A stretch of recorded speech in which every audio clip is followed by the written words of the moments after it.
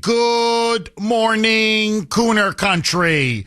All right, my friends. Late in the evening last night, my news feed lit up like a Christmas tree. And I got to tell you, you can sense it in my voice. You can hear it, I'm sure. Christmas came early. So here is now exactly what has taken place. In an absolutely stunning development. And I got to say this before I even give out the news. I love Trump. I really love the guy. I mean, I'm not saying he's perfect. Nobody is. Everybody makes mistakes. You know, whatever. Okay, fine. But he's got brass. He's got stones. He's got guts. He's a warrior. He's a fighter. When he makes a promise, he keeps it, and he's unafraid. He really is unafraid. He is willing to do things that other politicians wouldn't even dream of.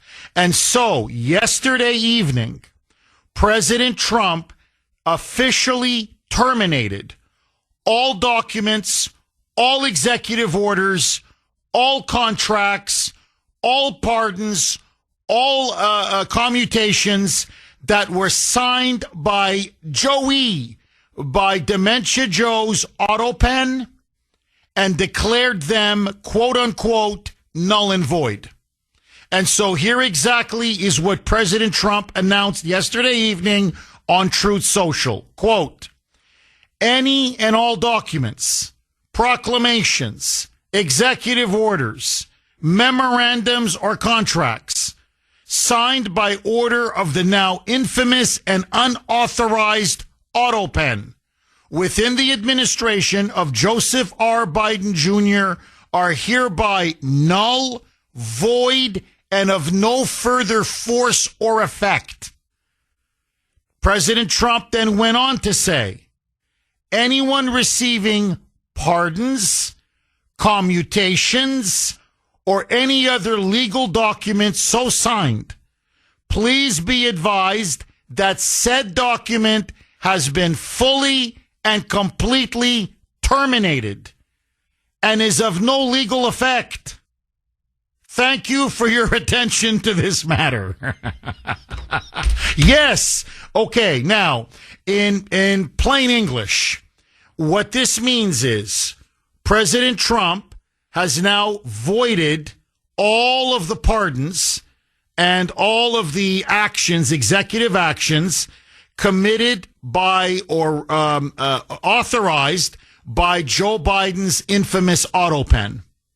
And so the pardons that he gave out via auto pen, and this includes Tony Fauci, Anthony Fauci, Chicken Little, the J6 committee, I'm talking about Liz Cheney and others, now the president says are no longer in effect. They are no longer legally binding. These people now can be arrested and tried for crimes. They will no longer have the pardon as a shield. Now, what it further does is it puts a lot of pressure now on many Biden staffers because, as many of you know, most of Biden's pardons and commutations, in fact, 92% of them, were done by Biden's auto pen. They were done by Biden's auto pen. So that means Trump has now voided, I'm talking thousands of illegal pardons and commutations. Now, the implications of this are immense, and they are already sending shockwaves. First off, Tony Fauci now can be arrested. And as I said on X last night, and I'm urging all of you, please go to my X account at the Kuhner Report, all one word, at the Kuhner Report. Please read it, pass it on to your friends. My advice now to the Department of Justice, the FBI Director Kash Patel, is that Fauci clearly committed perjury. There's no question about it. He also clearly committed crimes against humanity. arrest him now. Arrest him on perjury, arrest him on crimes against humanity, and then have Fauci appeal this to the Supreme Court. And let the Supreme Court decide whether Joe Biden's auto pen pardons and auto pen commutations were legal or illegal. In other words, let the Supreme Court be the final decider or arbiter on whether Trump can nullify Biden's illegal, unconstitutional, frankly, immoral use of the auto pen. I suspect they are going to side with Trump. I think there's no question they're going to side with Trump. So, and Biden tacitly even admitted this. And he admitted it in two ways. Number one, the one pardon, the one thing that Biden made sure it was handwritten, no auto pen, no ambiguity, no doubt whatsoever, is when he issued the pardon that was with a wet signature, my friend, for his crooked, corrupt, gangster son, Hunter Biden. And by the way, notice, now that Joey is no longer able to sell influence, have you noticed nobody wants Hunter Biden on their board? All of a sudden, Shazam, he's no longer on any board anywhere in the United States or any other country around the world. What a coincidence. Isn't that incredible? Nobody seems to want him now. But that was the one pardon that Biden issued that he made sure he hand signed. Now, furthermore, and this is why Trump knows he's got him by the tonsils, there have now been multiple internal emails that have now come out in which Biden staffers, Biden aides, people around Dementia Joe, openly admitted that they were never given express authorization by the president to issue pardons, commutations, or literally sign documents on his behalf. And the law is crystal clear. An auto pen, a signature, can only be valid if it is expressly approved and authorized by the President of the United States, either verbally, and this must be documented, or in some kind of an email or a written note. On so many of the Biden auto pen signatures, he never gave any authorization whatsoever, either verbal, either oral, or either written. There's no way that the Supreme Court is going to go against Trump on this. There's no way. Biden broke the law.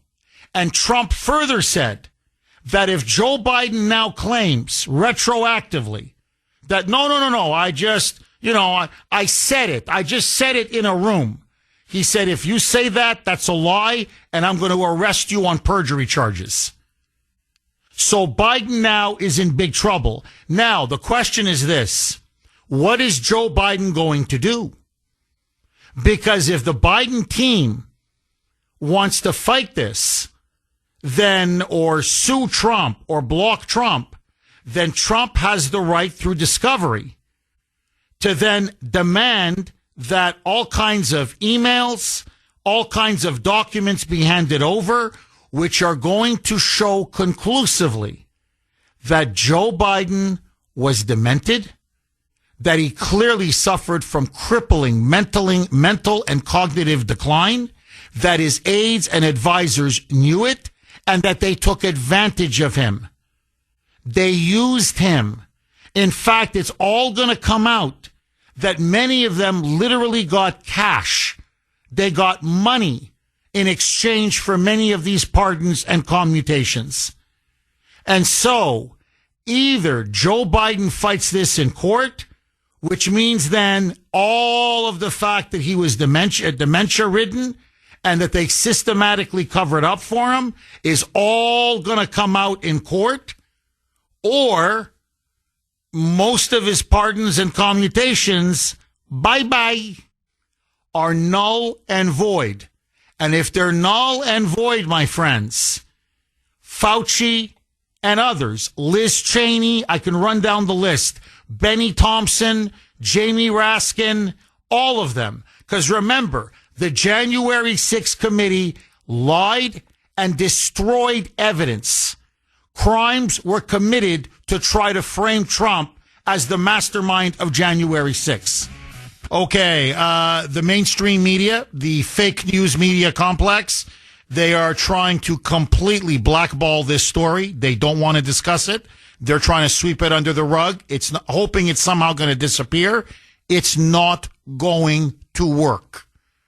President Trump yesterday officially announced that he is now declaring null and void all of Joe Biden's auto pen signatures while Biden was in office.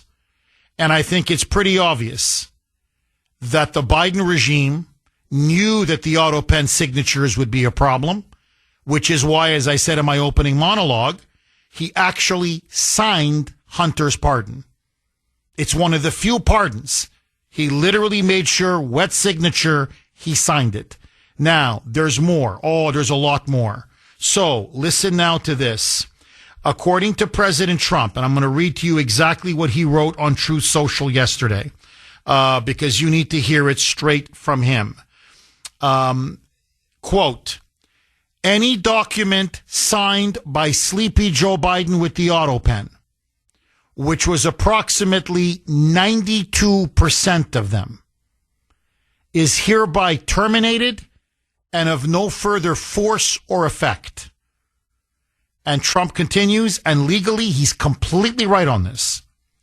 The auto pen is not allowed to be used if approval is not specifically given by the President of the United States. Trump then further said on Truth Social, quote, the radical left lunatics circling Biden around the beautiful Resolute desk in the Oval Office took the presidency away from him. I am hereby canceling all executive orders and anything else that was not directly signed by crooked Joe Biden, because the people who operated the auto pen did so illegally. And listen now to this. This is a real shot across the bow.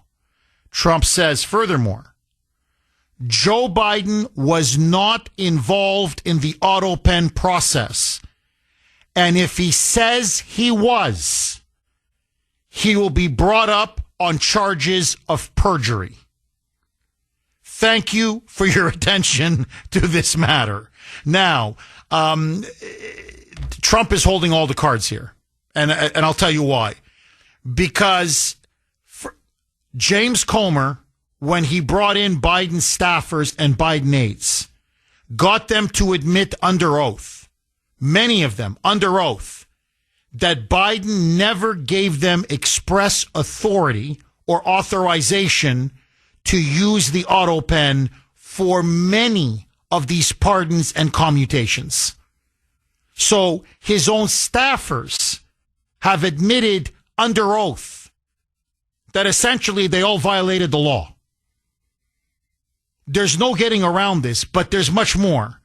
There's internal emails, internal documents, internal memos, in which it is made very clear that Joe Biden did not approve many of the names for the pardons, and that he never signed off. Remember, there were thousands and thousands of pardons that were granted at the end of Biden's presidency.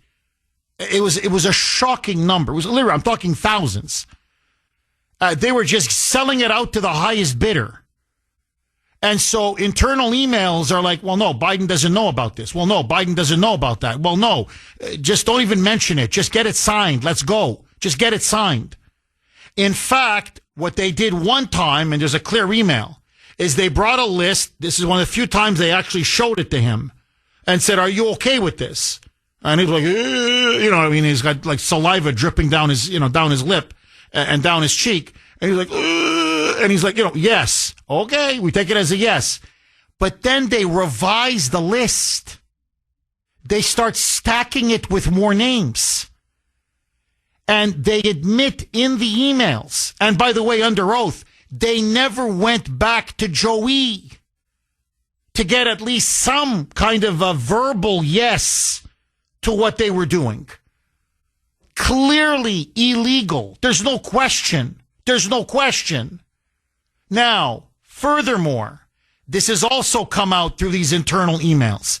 You want to see how freaking corrupt the Biden regime was? I honestly thought, again, maybe it's me, maybe it's my upbringing, maybe it's the fact that maybe at heart I'm a peasant. I don't know. My parents were peasants. I don't know. Maybe we're just not that sophisticated. I thought there was one auto pen. I mean, I just figured the whole time, he signs stuff that he wants to sign, and the other stuff, they just use the auto pen, and they're running circles around Joey. No. There were multiple auto pens. There was auto pen A, and auto pen B, and auto pen A, and that's the one, it's a consistent signature. There was one auto pen that they used only for the most high-profile pardons. General Mark Milley, auto pen A. Tony Fauci, Chicken Little, auto pen A. Jimmy Biden, Joe Biden's brother, auto pen A. Liz Cheney, Jamie Raskin, Benny Thompson, 617-266-6868. Couple lines are open if you want to join the show. Okay, before I start going to the callers, let me ask all of you several very, very important questions, because this is clearly now a very important point in Trump's presidency. What he did yesterday is historic. It has never been done before. A president has never now formally, legally challenged the pardons of a predecessor or a previous president. And Trump now has done that. He has now declared all of Biden's auto pen pardons to be null and void. He is now telling the Department of Justice and the FBI, if you want to go after Fauci, you can. He has no pardon protecting him. You want to go after the J6 committee? You want to go after Mark Milley? You want to go after Biden's brothers who he pardoned through the auto pen, like his brother Jimmy? You can. And so already on Capitol Hill, the buzz is Fauci is very worried. So let me ask all of you, okay? First question. Do you believe that Joe Biden and the people around him in particular abused the auto pen and were most of his pardons and commutations illegal and unconstitutional? Is Trump right on the issue, on the merits? Number two, should Fauci now be arrested? To me, as you know, he's top on my list. I know there are many others that they should go after in the Biden regime. I get it. But to me, the guy I want and I've always wanted is Chicken Little. Should they arrest Fauci and force him and his lawyers to appeal this all the way to the Supreme Court? Because this is definitely going to be legally challenged. They have to challenge this because this will literally undo most of Biden's presidency. And a lot of people potentially now could end up going to jail. So do you believe we will actually see Tony Fauci at a bare minimum being perp walked and actually being charged and indicted? Whether he's convicted, we'll see. But at a minimum, will we actually see at least a perp walk? 617-266-6868. Now, let me make one final point, and then I want to go to the blazing phone lines. 617-266-6868. I think Trump has played this absolutely brilliantly. For him now, it is a no-lose situation. It is win-win. Now, why do I say that? He now can have Fauci, say, arrested, or other Biden officials who engaged in this blatant abuse of the pardon power. By the way, one of them is one of Biden's top aides or former top aides, Anita Dunn. Lisa Monaco is another one. So they're going to be in big trouble. Now, they can either oppose this, sue Trump, legally challenge this, which means that Trump then will, and his lawyers will have the right of discovery.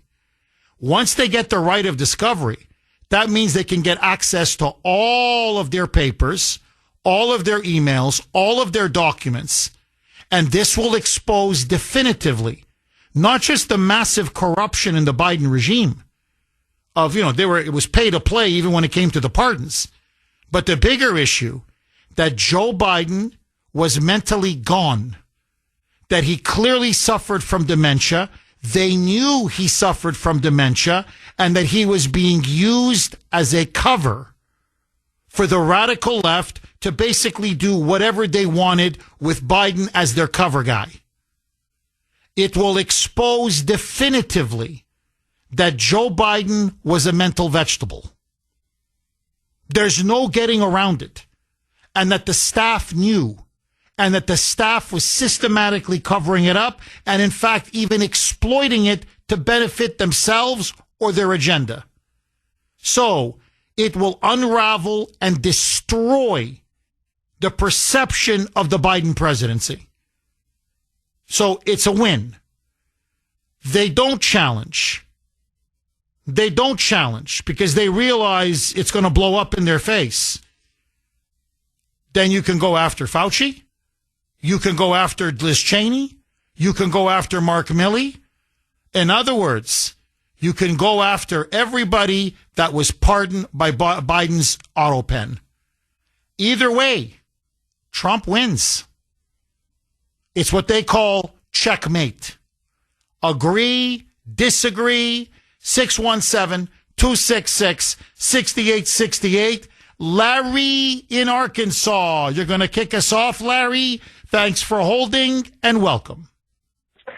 Good morning, Jeff. Yeah, I was listening to your opening monologue, and when you had said that, notice how Hunter isn't on any boards anymore.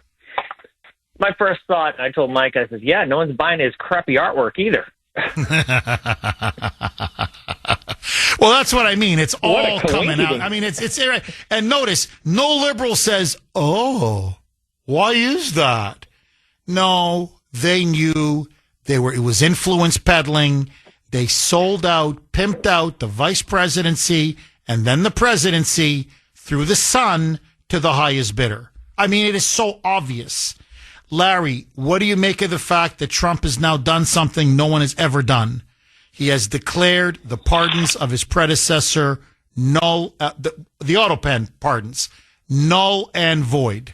What say you? Well, let's go back to Bubba Clinton. And this is my opinion, not yours, mine. The pardon abuse began under Clinton, in my opinion. They started selling it to the highest bidder. The difference is he hand-signed each and every one, so there's cover. And I can't quote the actual numbers, but I think he had 864 over his 8 years, and Obama was about the same. 9,042 in Biden's last week in office. You know how many just to sign something 9,000 times? I couldn't do that. People who do autographs, like celebrities and stuff, couldn't do that. So, that's what's up. The auto pen was never designed for official laws or anything like that. It was a design, like, I know certain people, dignitaries and stuff, get Christmas cards from the White House. That's right. They're all signed. does not have time, or whichever president, to That's sit there right. and sign every Christmas card. No, That's what you're that was dead on. designed for. Larry, you're absolutely dead on. It started under Truman to send Christmas cards, to respond to letters, from American citizens. If the president was just, doing, he would be doing nothing else except signing letters, to constituents, writing back to citizens, Christmas cards. So that's what I mean. It's the auto pen is for, I don't want to say trivial, because when you answer a letter from a constituent, it's obviously not trivial. But what I mean is it's it's non-substantial material. In other words, it's like, look, man, I can't be signing every invitation, every letter that we send out, I can't. It's not to be used as, basically, I can sign executive orders, with an auto pen. Pardons, with an auto pen. Commutations, with an auto pen. That's not the purpose of the auto pen. That's why the law is crystal clear. The president must expressly authorize and approve its use. In other words, he's in a different city or country. A bill lands on his desk. They want to sign it right away because you'll be away for a couple days. Then you say, fine, you can sign it on my behalf. But there's a clear, chain of an email chain or a chain of evidence where it's either a video, an audio, an email, where he's like, I'm authorizing you to sign this bill on my behalf because I'm whatever in South Africa at the G20 summit and I cannot return until early next week. But it's got to be expressly authorized. It all came out, Larry. He had no clue. And you're right. Look, 9,000 pardons. How can you even read 9,000 pardons? Never mind sign 9,000 pardons in 1 week. And then they found out $100,000 for one pardon, $200,000 for another pardon. Everybody was getting in on these pardons. And they just took auto pen B, not auto pen A. That was for auto pen B. And auto pen B, and you just press the button, click. And then they go click, click, click. It's unbelievable. Really, I'm telling you, this is why Trump is saying, no. I'm going to blow this wide open. And I'm telling you, if I'm Fauci, I get myself a lawyer. Because I'm telling you, everybody wants Fauci. Everybody wants Fauci. Because what he did was unforgivable. You want to talk about a declaration of war. President Trump now declares all of Biden's auto pen pardons. In fact, every executive action used by the auto pen, null and void. Oh, as they say, get the popcorn and enjoy the show. Because now, my friends, it's on. So let me go right back to Larry in Arkansas. Larry, let me ask you this. Do you think anybody now that Biden pardoned with the auto pen, I don't care if it's Fauci, Mark Milley, Jimmy Biden, Frankie Biden, Biden family members, Liz Cheney from the J6 committee, is anyone going to now be arrested because they no longer have the pardon to protect them? What say you, Larry? I don't think Trump would do this just symbolically. I got a message when I first come on, when I got on the air, not on the air, but in the queue, from my cousin Eric. He's a big listener of yours as well. Him and his brother Jeff both do. Jeff served in the Army. He was asking me, why did it take so long? What authorization does he have to do this, Trump, and whatnot? So I told him, remember, this scandal didn't come out day one. This took a little while to get revealed. And then I was saying they're getting all their ducks in a row by, like you had said, they made the staffers testify under oath. They're getting all the evidence before he did this. So, yeah, I think some people, maybe not the big fish we want, but a lot of people are going to end up going to jail. What I don't want to see is just staffers going to jail for doing this. I don't want to see, like, little tiny fish scapegoats. But he asked me a question, and I wanted to address it to the audience. The presidential pardon is the one time, in my opinion, that the executive is the judiciary. They're supposed to, just like a judge would, hear the facts, weigh the pros and cons of what they decide to do, and then they have to live with that, right? Now, when you get scumbags like Clinton and Obama who sold it off, they don't care who they put back out on the street as long as they got their perks or money, what have you. But that's what it's supposed to be. And I know President Trump or whichever president in power doesn't sit there and go, I should pardon this guy, or this guy, or look at this case, or this case. His staffers do bring it to them and say, hey, listen, we think this is a consideration. And then he is supposed to take it, study the case, and make a decision. That wasn't done by Biden. We know that. And that's part of the problem. Like you said, it's come out that they were selling it to the highest bidder.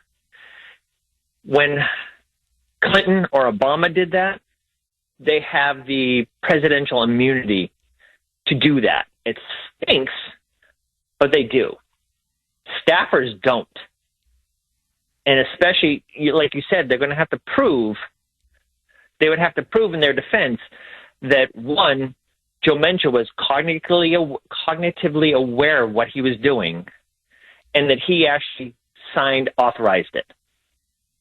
They're not going to be able to do that. You nailed it. Oh, you nailed it. And look, we know this, not speculation, because they admitted that under oath. And furthermore, they admit it in private in these emails and memos, and that they're doing it behind his back, and that he has no clue what's going on. So you're right. The question now is, are they just going to put away some of these, lower level staffers and aides who are pocketing money? I'm not presenting them as innocent. They were pimping out the pardons to, they were lining their pockets. I mean, I'm looking at the names of the people who were using the auto pen on behalf of Biden. I swear half the names, I'm like, who are these people? I mean, they're like apparatchiks and functionaries. Some I know, like Anita Dunn, Lisa Monaco. Others, they were Klain was another one. So, there were some top people, chief of staff, deputy chief of staff. Yeah, those are high up people. But others are like, I never heard of these people. So, this is corruption on an unimaginable scale. Now, you're right. Look, the purpose of the pardon power, see, they've perverted everything. In the days of, George Washington or Thomas Jefferson or Theodore Roosevelt or, take your pick. It's a check on the corrupt judiciary.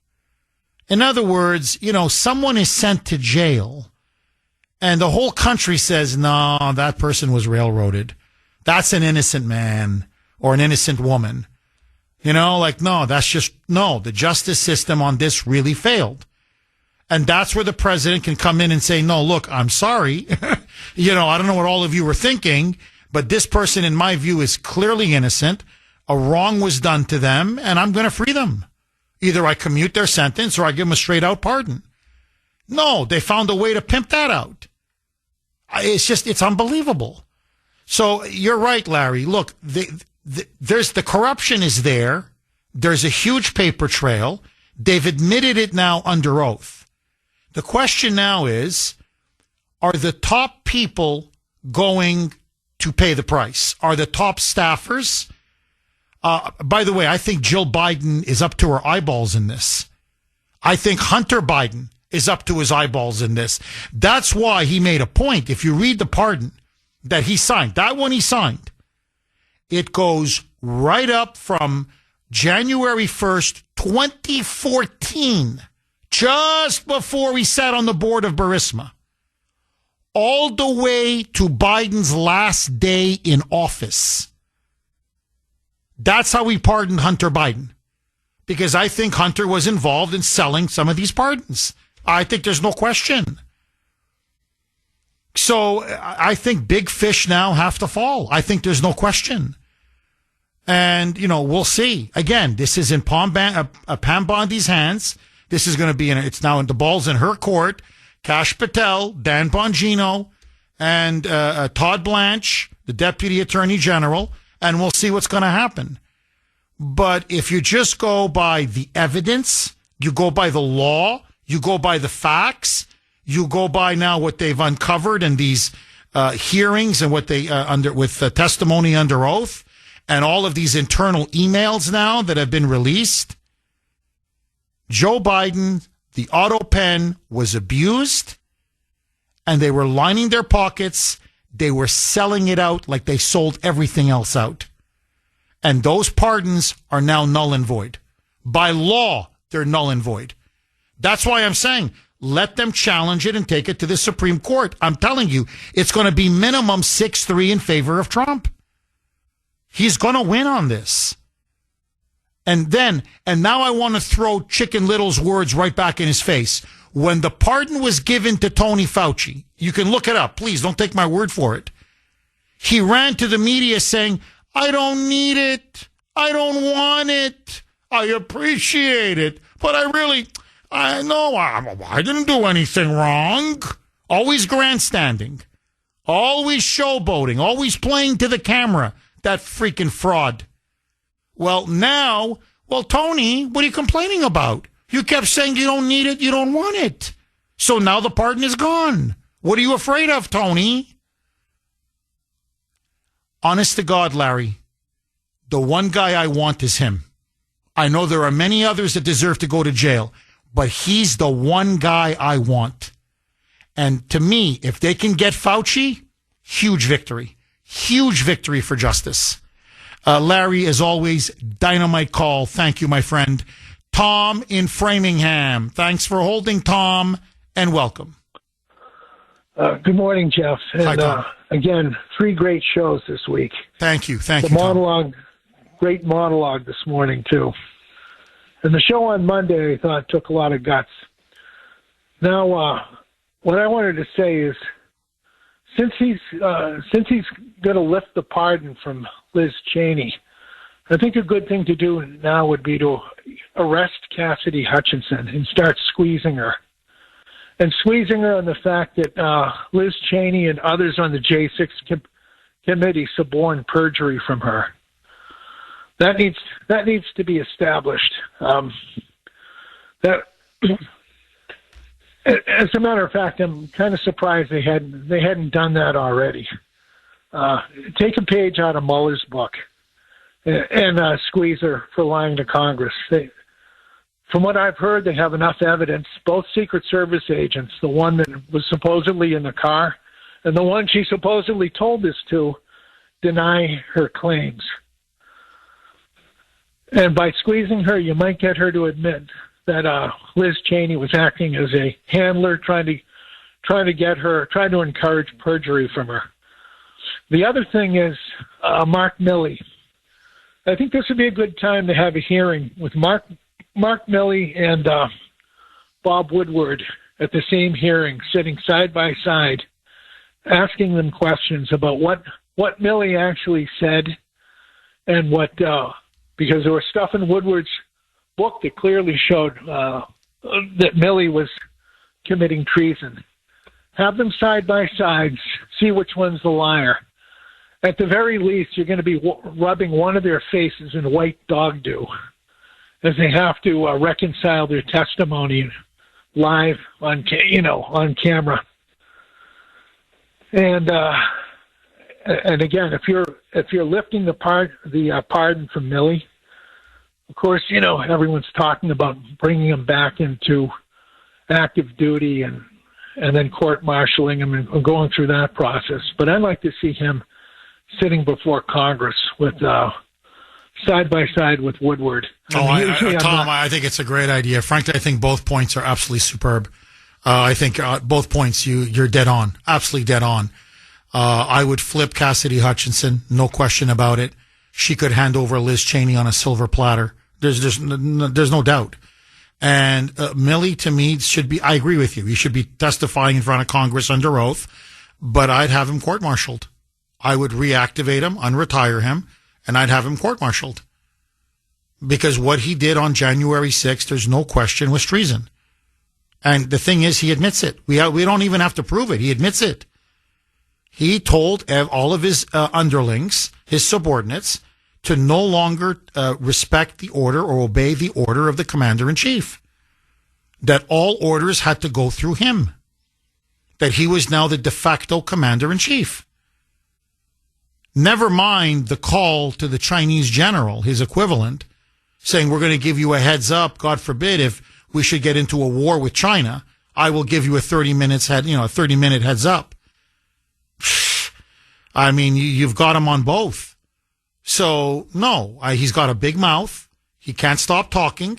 He's another one that loves to grandstand, loves to be the tough guy, and now his own words potentially could hang him.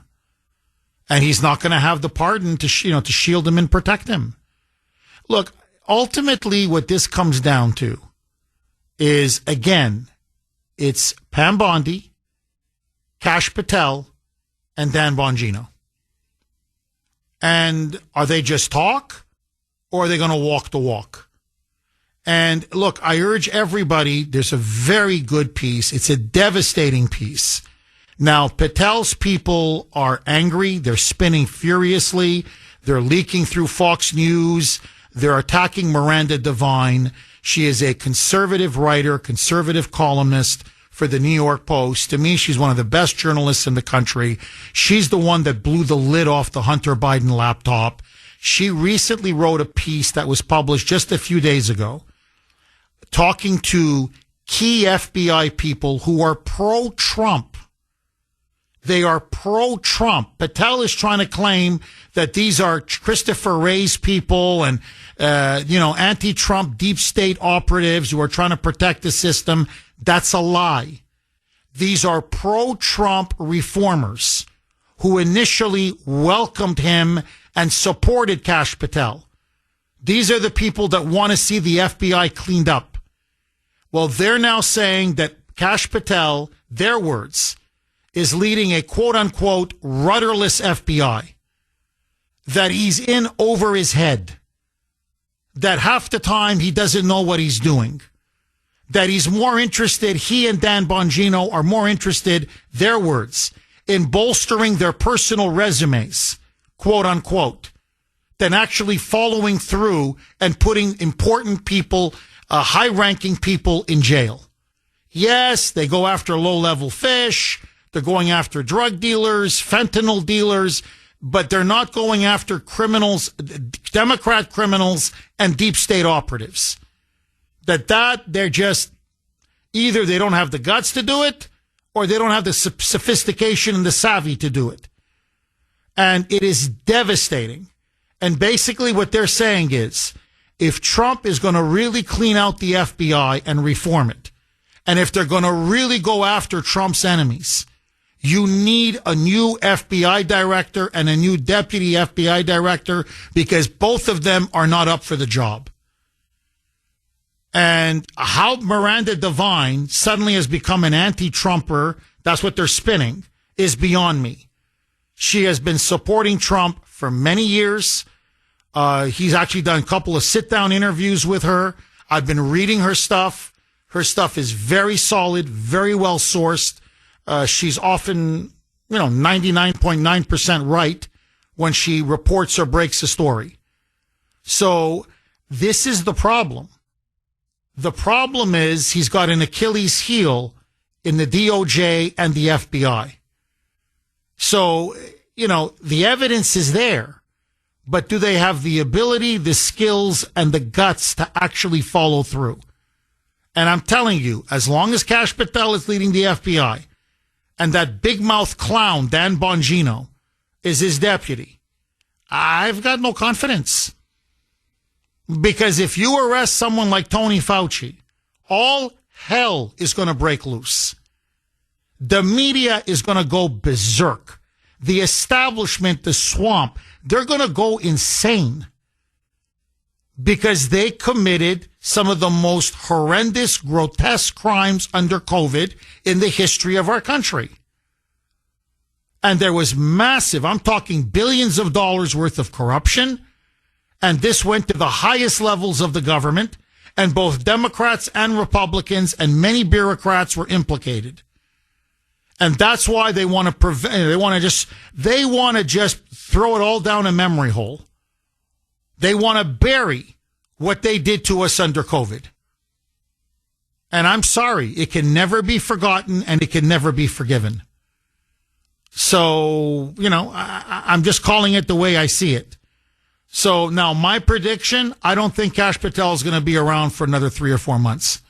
I give him January, February tops, because I think Trump's going to start realizing I'm giving these guys every opportunity now to go after these criminals, and they're not doing it.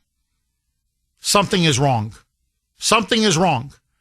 But that's okay, because Dan Bongino will go back to doing his podcast, and he'll spin his BS, and he'll make millions more. And Kash Patel will start his own podcast, probably write a best-selling book. So, you see, that's how it rolls. They go in, they do about a year, 14 months, and then they go out and make money. Because there's always a sucker born in this country every minute. So it's all one big grift and one big con. That's why you got to have serious people in positions of power. They're not interested in lining their pockets. They're not interested in bolstering their personal resumes. They don't want to just be a legal analyst on Fox News or, write another New York Times best-selling book or, put out this ridiculous podcast, the Macho Man podcast. So you got to have people that are there, who are patriots, and who are willing to take the enemy on. And that's not Kash Patel. Tom, thank you so much for that call. I really appreciate it. Jake in Gloucester. Thanks for holding, Jake, and welcome. Good morning, Jeff. Hi, Jake. It's Jeff, I believe this is your 12th year, correct? On the air here in Boston, my 13th. Yeah. Okay. Since day one. Now, you came on board when Obama was president. November 1st, 2012. I mean, I'd been on before for several months. I had a 1-hour show at 10 o'clock. I called it the fastest 60 minutes in radio. And this great audience said, you got to give Kuhner a show. I mean, not a 1 hour. You got to give him a 3 hour. And officially, I was given a 3-hour show November 1st, 2012, and eventually it became a 4-hour show. But, officially, it was November 1st, 2012. Because when you came on, we had now and then a semi-conservative on the air, a phony conservative that's still on the air in the other station. However, when you came on, you changed the tables in New England, and you exposed the truth as much as you could, because you're a man of integrity, a man of enthusiasm, a man of consistency. But Jeff, I sometimes have to criticize your optimism, because who has gone to jail? Who has been convicted? We can't even get the indictments of Comey to stick and James to stick. Now, you know what's going to happen today or tomorrow. The Democrats, the corrupt Confederacy Democrats, are going to get some liberal, corrupt judge to overturn Trump's executive order, which overturns the pardons. They're going to do that right away. And it's going to take a long time to go to court. We don't have much time, Jeff. All we have is basically less than a year until next year's midterms, because judging from that Tennessee, in that district, he should have won by many, many, many more points last night. He only won, I think, by 7 or 8 points, which is not enough. And it really concerns me, because if Trump loses the midterms next year, where are we? Where are we? This corrupt party, this Confederacy, it's the United States of America versus the Confederacy. The Democratic Party is totally corrupt. Obama was corrupt. Biden was corrupt. We went through the 2 most corrupt administrations in our history. It makes Richard Nixon look like an altar boy for what he really didn't do. It's so amazing that we still have this optimism that somebody's going to be perked walk. And it really bothers me when you say that, because I love you, and I love you in a non-sexual way, Jeff. But this optimism, we got to get some more evidence. Jake, do me a favor, please hang on. I'm up against a hard break. 617-266-6868. Okay, we're going to go right back to Jake, but first, Wednesday, 7:20-ish. You know what that means. Truth or troll. Take it away, Mike. And now, America's favorite game show, where you get to decide on the Kuhner Report. This is Truth or Troll. Today's entry for Truth or Troll comes once again from President Trump speaking to reporters in the cabinet meeting yesterday regarding the war against narco-terrorism, when he had some thoughts to share about not Venezuela, but Colombia. If they come in through a certain country or any country, or if we think they're building mills for whether it's fentanyl or cocaine. I hear Colombia, the country of Colombia, is making cocaine. They have cocaine manufacturing plants, okay? And then they sell us their cocaine. We appreciate that very much. But, yeah, anybody that's doing that and selling it into our country is subject to attack. So not necessarily just Venezuela? No, not just Venezuela, no. So it seems like he's just starting to expand this thing. But the question is here, is he being sincere or is he just poking fun of Colombia just to poke fun at him in the middle of this serious crisis? Mike, that's a great truth or troll. I think he's funny. He's always just a very funny guy. He can't stand the Colombian president. He's a Marxist thug. Who, by the way, the Colombian president rails against Trump every day, every night. So I think part of it is he wants to get inside his head and he wants to stick it to him. But I got to be honest with you. I think this is a lot more truth than troll. I think Trump is basically putting all of these, military strongmen who are tied to drug cartels. He's putting all of them on notice that, yeah, you may be running a narco-terrorist state, but I'm going to hammer you. And it's not just going to end with Venezuela. And it's going to be Bolivia, it's going to be Peru, and it's going to be obviously Colombia if you guys keep it up. So if I was the Colombian president, I'd be like, Maduro today, me tomorrow. But that's my opinion. Let me ask the audience, truth or troll, I want to hear from you. Do you think when Trump said yesterday that he's giving serious consideration to not just bombing and striking Venezuela on land, but that, frankly, he's not adverse to hitting Colombia as well if they continue to make all of this cocaine and fentanyl and they keep shipping it to the United States? He's going to hit them on land as well. Do you think he was A, telling the truth, or B, trolling? You know where I stand. I think, a little trolling, but I'm an A on this. I think he's serious. But that's me. I want to hear from you. You can vote on our webpage, wrko.com/Kuhner, wrko.com/Kuhner. You can also vote via X, and I was very active on X last night. My handle there, all one word, at the Kuhner Report. Okay, let's go right back to Jake in Gloucester. Jake, thank you for holding. And you're saying, and you're making an excellent point.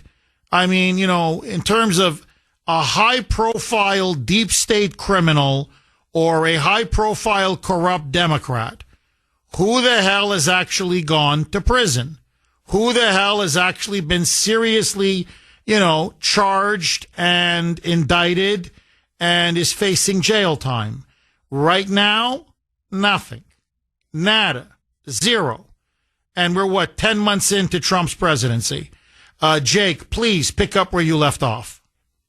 Yes, Chef, and look how many Republicans' lives were ruined. Carter Page, Roger Stone, all of the people associated with Trump. Rudy Giuliani's life was ruined for nothing, just for defending Trump. So none of these Democrats have paid the price. I hope in the very near future they do, but he doesn't have much time because next year's midterms could determine the rest of his presidency. But I started to tell you that you were too optimistic. I think we should be cautiously optimistic. I think Trump has something up his sleeve, and they're taking time. They want to put all their eggs in place, make sure they have the evidence. We have the evidence on the January 6th. They destroyed evidence. That's outright larceny, they should be convicted of that immediately. Notice how there's crickets with Liz Cheney. Crickets, because she knows. She opens her mouth. She's going to be indicted for something. But, Jeff, on the other hand, we have a war right now. Did you watch Trump's cabinet meeting yesterday? Yes. I saw the whole thing. Now, the media wants to call it a press conference. It wasn't a press conference. It was a cabinet meeting. What other president opens his doors to the media, to the 90% liberal media, to go into that room and to watch history in the making? This is history. Nobody has ever done that. Joe Biden couldn't even stay awake for 10 minutes during his cabinet meeting. Never mind take on something for 2.5 hours. It's just incredible how the media can sleep at night, knowing every day they lie, and they still do. When you have 90% of the media on your side, you can lie. And these a-holes in the morning on MSNBC, Joe and his beautiful wife, this wonderful person who tells the truth every day, they just continue to lie and make up stuff, and nobody calls them out on it except you. This is incredible. So what I'm saying right now, Jeff, is this week, and I want to get your opinion on this, how soon do you think a corrupt liberal judge will overturn Trump's declaration yesterday of those pardons being illegal? I think it's going to be very soon. In 48 hours. There's no question. And then Trump should take it all the way to the Supreme Court. That would be, fine. Okay, let him do it. And then take it to the Supreme Court. And I'm telling you, he's going to win at the Supreme Court. Okay, just very, very quickly. I did see yesterday's cabinet meeting and that Trump had opened it up again to the media and took a lot of questions, as did cabinet members. Full transparency. It lasted over 2 hours. And it's not just that Trump made a lot of news. He always makes a lot of news. But what was remarkable about yesterday's cabinet meeting is you want to talk about the fake news media. How many times they can be caught lying. How many times they can be caught being utterly corrupt in their obsession to smear Trump, defame Trump, lie about Trump, demonize Trump. So here you have the New York Times with a big piece followed up by, "This is CNN," going on about how, Trump is now 79. He's pushing 80. He's starting to fade. Apparently now, he's cognitively in decline. Oh my God, he's not as sharp as he used to be. He's slowing down. There are problems with his health. There are serious. Is he fit enough mentally, physically to be president of the United States? Okay. Not only does he pass his physical with flying colors, not only does he pass a cognitive exam, which Biden wouldn't even take because he could never pass, he then released his MRI results. Perfect. Absolutely perfect. And here is a man who holds practically a press conference a day. A day. Biden would go 6, 8, 9 months without a press conference. And even then it was for 10 minutes with the questions fed to him in advance. And he would take 2 or 3 questions from handpicked reporters, his sycophants in the media. And then that's it. He calls a lid. Bye-bye, Joey. Go take a nap now, Joey. And so here you have a president who's literally putting in 20-hour days, doing presser after presser after presser. This was his 9th cabinet meeting, marathon meeting, held in front of the cameras where it went on for hours. And yet the media, which covered up for Biden, they never once said, this guy physically, mentally is just not up for the job. No. They lied and covered up for him day after day after day. But suddenly now, Trump is the one who's in decline? Trump is the one with health issues? So, what he showed yesterday, again, absolutely top form, very high energy. Joe Biden couldn't do a cabinet meeting for 5 minutes. And yet there's the media being caught lying again. And this is what scares them now about Biden, just to bring it full circle, about Trump declaring Biden's auto pen pardons null and void. It's because it's going to come out that Joe Biden was incapacitated. Joe Biden was dementia-ridden. This guy was effectively a mental vegetable. And that his aides covered up for him and propped him up. His inner circle knew about it, covered it up, and propped him up. His degenerate, corrupt family knew about it, lied about it, and propped him up. And it's all going to come out. And the media will never recover. Because the media knew they were part of the cover-up. And I think that's why Trump is now going for their throat. In other words, let's expose it all. And I mean all of it. Mel in New York. Thanks for holding, Mel, and welcome. Good morning, Jeff. Hi, Mel. Yes. Yes. Good morning, Jeff. I don't know whether or not you ever heard of Tom Fitton with Judicial Watch. Yes, Judicial Watch. Yes, actually, I've had him on a few times. Oh, okay. Well, this guy, he's a pit bull. I believe that he should be summoned to replace Pam Bondi, summoned by the president, Donald John Trump to replace her. Because Bongino and Patel, we've got to find others, for them. But he should be at the top of the agency. He should be our Attorney General of the United States. This guy, as I mentioned, he's definitely for prosecutions and this guy. I mean, he's won so many lawsuits against so many agencies of our government so far that you can't even rack up how many lawsuits he's won. Like I said, this guy's a pit bull. He should have to replace her. And then as far as what you were saying earlier in regards to about any arrests, I think when you start seeing passports being revoked, I think that's when it's all going to come down, because these guys who they know they're on the chopping block. They're on the chop. They're going to try to leave the country. But I think that's whenever you start seeing those passports, things like that, or passports in general, being revoked, that's when you know it's all going to happen. But until then, I don't. Sure, they're going to get investigated. Well, yeah, I'm sure they're being looked at, and they know it. And anyway, that's what I wanted to express. Oh, Mel, look, you're dead on. On both points, you're dead on. And I can only add this to what you said. If I were Fauci, I would start getting a lawyer. Because there's no question he committed crimes against humanity. There's no question. And he lied to Congress, and he lied again and again and again. In fact, now, the Atlantic Monthly, basically the New York Times is the Bible of the Democratic Party. If you get your daily news, it's like their Pravda. Okay, Washington Post is like their Izvestia. But their magazine, their monthly magazine that they read, it's this anti-Trump rag called the Atlantic Monthly.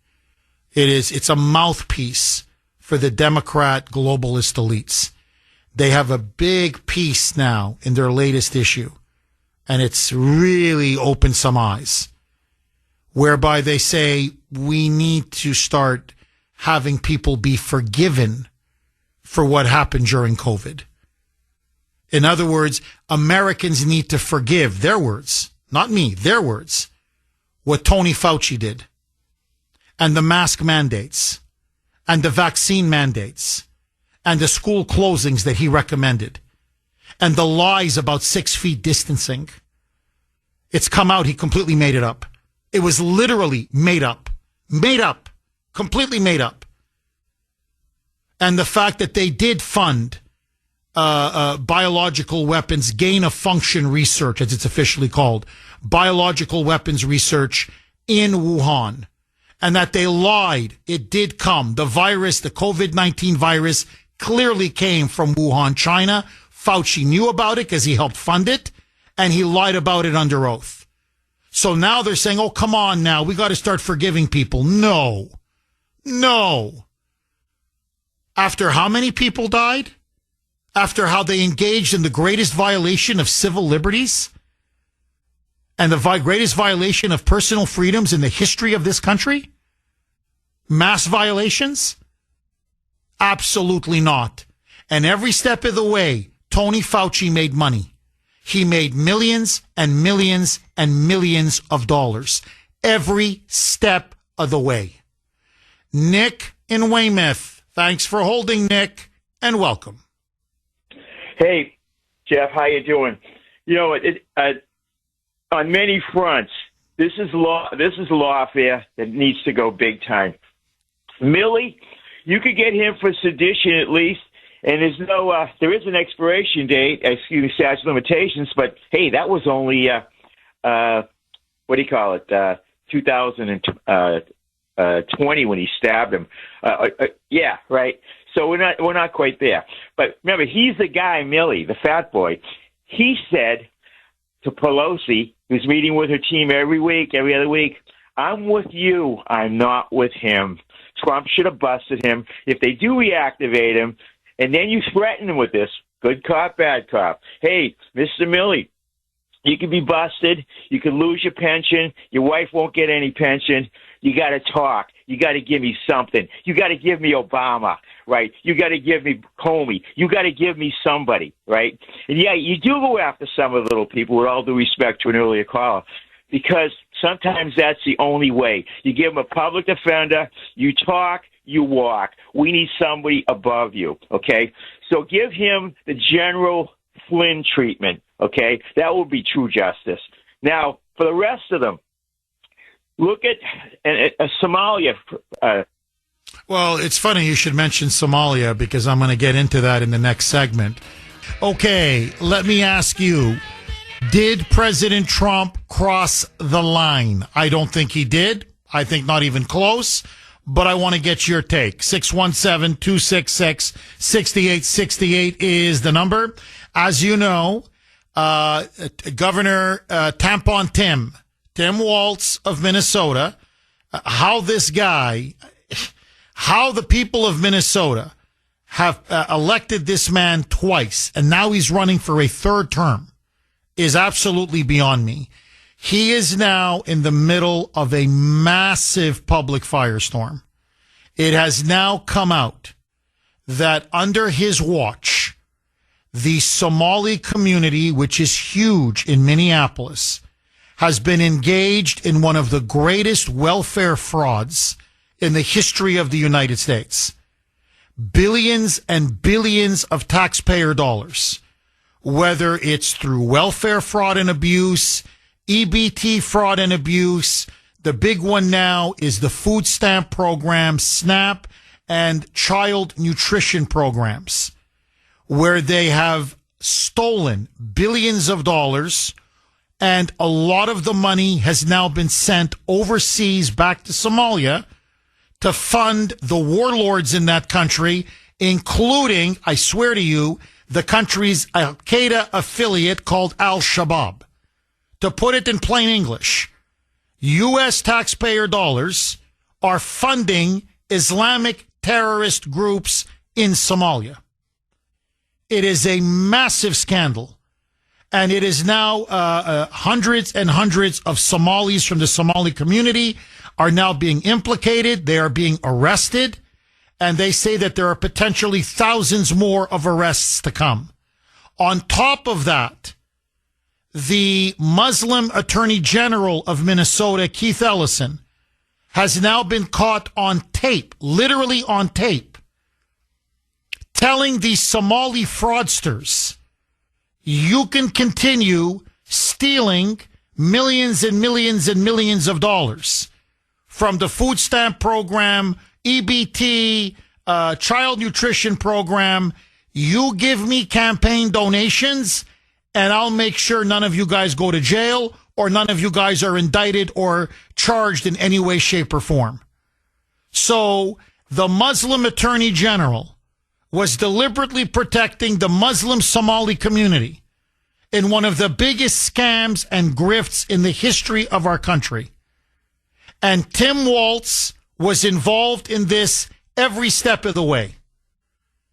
And as Trump said yesterday, either this guy is directly implicated in this because it was so rampant, it was so widespread. In fact, now 46 whistleblowers who work for the state who work for the state government, came out and said that they told Waltz what was going on and that Waltz pretended he didn't hear them or told them he didn't care.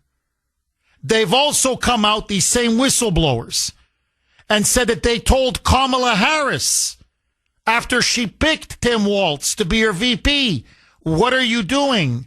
He's involved and implicated in this massive welfare snap fraud scam that has cost the state and taxpayers billions and billions of dollars, and it's coming almost overwhelmingly from the Somali community. And according to them, she didn't care. She wasn't interested. And so either Waltz is maybe the most incompetent governor in the history of the United States, and that's saying something, or he's dirty as hell, or frankly, both. And I suspect it's a bit of both. Now, this was rampant. When I say rampant, it was everywhere. It was obvious. People had been blowing the whistle on this, and this had become so well documented that there is no way that Waltz didn't know what was going on, or the man is literally the biggest idiot in the face of the on the planet. I mean, he really is slow. He's slow. I mean, really slow. Now it's gotten even worse. At yesterday's cabinet meeting, since we're talking about the cabinet meeting, DHS Secretary Kristi Noem dropped this bomb. Roll cut 100, Mike. You told me to look into Minnesota and their fraud on visas and their programs. 50% of them are fraudulent, which means that wacko Governor Walz either is an idiot or he did it on purpose. And I think he's both, sir. He brought people in there illegally that never should have been in this country, said they were somebody that they're not. They said they were married to somebody who was their brother or somebody else. Fraudulent visa applications, signed up for government programs, took hundreds of billions of dollars from the taxpayers, and we're going to remove them and we're going to get our money back. Oh, amen. Now, that last little shot about marrying the brother, that's Ilhan Omar. That's Congresswoman, Ilhan, some people did something. Omar. Half of the visas given to the Somalis in the Somali community in Minnesota were fraudulent. They lied, and they know that they lied, and they allowed them to come into Minnesota and put them on welfare anyway. At least half are fraudulent. President Trump says he's now had enough. He's now had enough. These are bloodsuckers. These are parasites. These are leeches. Frankly, they're playing us for fools. These are people who are claiming to be refugees. They're not. These are people who are claiming they're eligible for asylum. They're not. These are people who are coming here on clearly false pretenses. And furthermore, many of them now, it's definitively being shown, are members of gangs and loyal to warlords back in Somalia. And once they come here, they go on welfare, and then they get involved in sex trafficking, child trafficking, carjackings, burglaries. The crime rate in Minneapolis has now exploded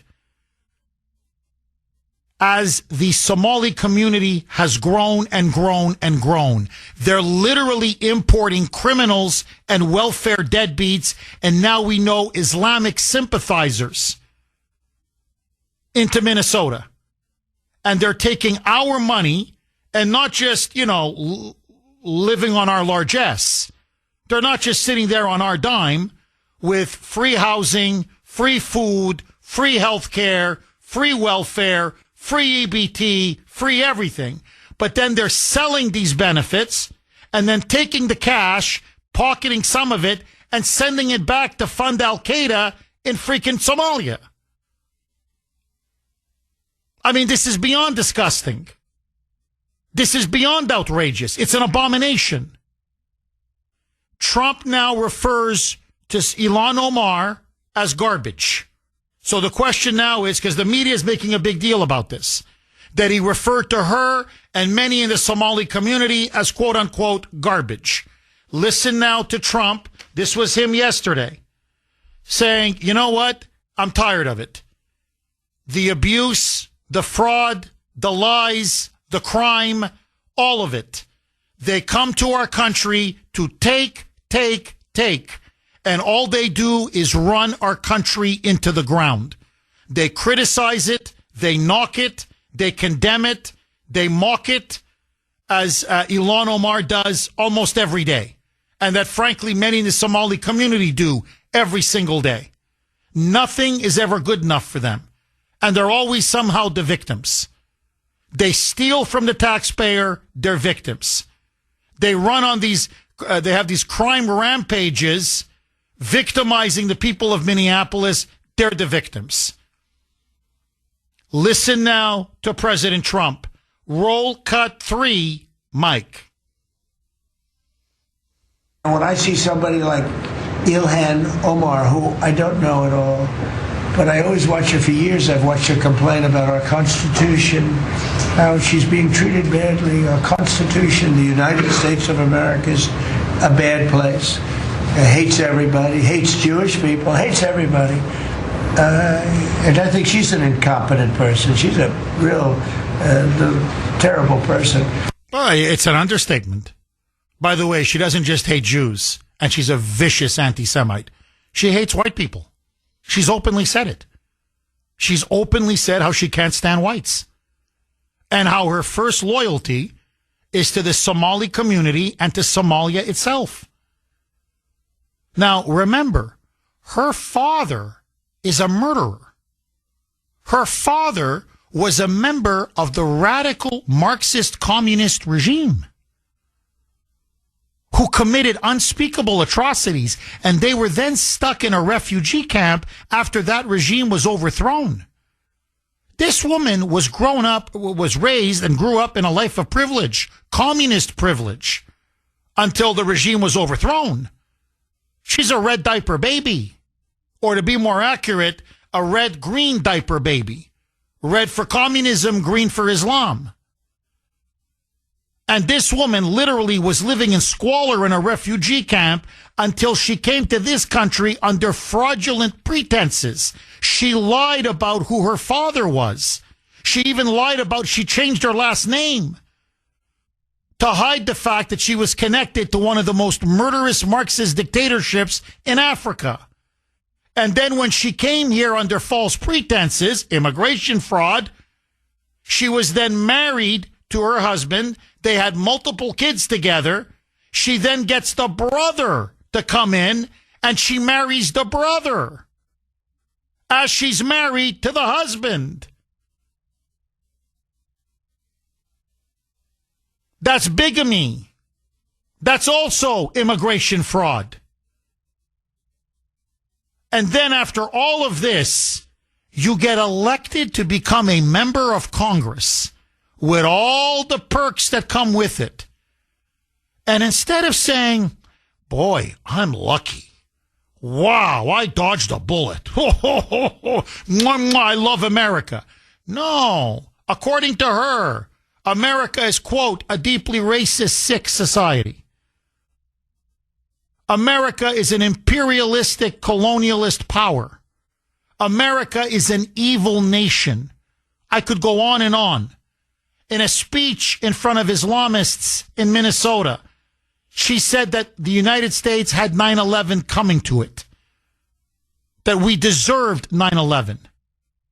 This is the thanks we get? And by the way, they gave her a standing ovation. They gave her a standing ovation after she said that.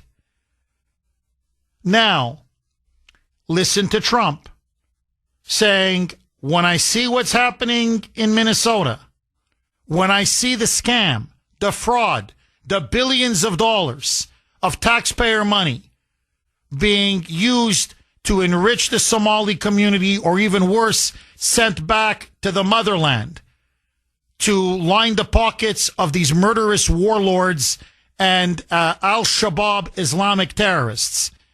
Trump says, I ask myself, why are they here? Why have we allowed Somalis to come into our country? Why do we even want them in our country? Roll cut 3A, a mic. I watch what is happening in Minnesota. The land of 1,000 lakes, or however many lakes they have, they got a lot of lakes. But this beautiful place, and I see these people ripping it off. And now I'm understanding, and you're going to look into that, Scott. I hear they ripped off Somalians, ripped off that state for billions of dollars, billions, every year, billions of dollars, and they contribute nothing. The welfare is like 88%. They contribute nothing. I don't want them in our country, I'll be honest with you, okay? Somebody say, oh, that's not politically correct. I don't care. Trump said he doesn't want them in our country. The left is going crazy. Now, Trump continued. The press corps was seething. This is the cabinet meeting yesterday. Listen now to Trump saying again, I don't want them. We don't need them. Roll cut 3B, Mike. Their country is no good for a reason. Their country stinks, and we don't want them in our country. I can say that about other countries, too. I can say it about other countries, too. We don't want them to hell. We have to rebuild our country. You're not going to rebuild our country with that community, I'll tell you this. Certainly not the community in Minnesota. Not with those grifters. Not with those shysters. Now, listen to Trump, because here it is. Okay? He uses the word garbage to describe Ilhan, Omar, and to describe some people in the Somali community. Roll cut 4, Mike. We could go bad. We're at a tipping point. I don't know if people mind me saying that, but I'm saying it. We could go one way or the other. And we're going to go the wrong way if we keep taking in garbage into our country. Ilhan Omar is garbage. She's garbage. Her friends are garbage. These aren't people that work. These aren't people that say, let's go, come on, let's make this place great. These are people that do nothing but complain. They complain. And from where they came from, they got nothing. You know, they came from paradise, and they said, this isn't paradise. But when they come from hell, and they complain, and do nothing but bitch, we don't want them in our country. Let them go back to where they came from and fix it. I'm going to put my cards on the table. If you want, I'll play that cut again. Because this is the cut now that has set off a media frenzy, denouncing him as a racist, denouncing him as a white supremacist, denouncing him as a nativist, as a xenophobe. You could go on and on. Okay, Hitler, white supremacist, you know the routine. What did he say that was so wrong? Again, I'll put my cards on the table. What did he say that was wrong? Where is he factually wrong? You may not like the way he said it. You may not like the terms that he used or the phrase that he uses. But the fact of the matter is, he's right. You know, they complain and complain and complain. And that is true. That's all they do is complain. The community as a whole, all they do is bitch and whine. Ilhan Omar, numero uno, number one among them. America's never good enough. They're always the victim. Everybody's a racist. Nothing has ever been fair for them. They're always somehow the victim. And just America never quite rises to their standards. And as Trump said, look, if they came from paradise, maybe I could understand. It's just not up to the standards. But when you come from that third world hellhole, and that's what Somalia is, it's a third world hellhole. This is undeniable. They don't even have a functional government. They don't even have a police force. It's literally anarchy, violence, crime, slaughter, dominated by warlords and Islamic fundamentalism. It's the law of the jungle. That's what it is. It's a God-forsaken place. And you're lucky if you can get out of there. And yet, you condemn us? And let me just say something else.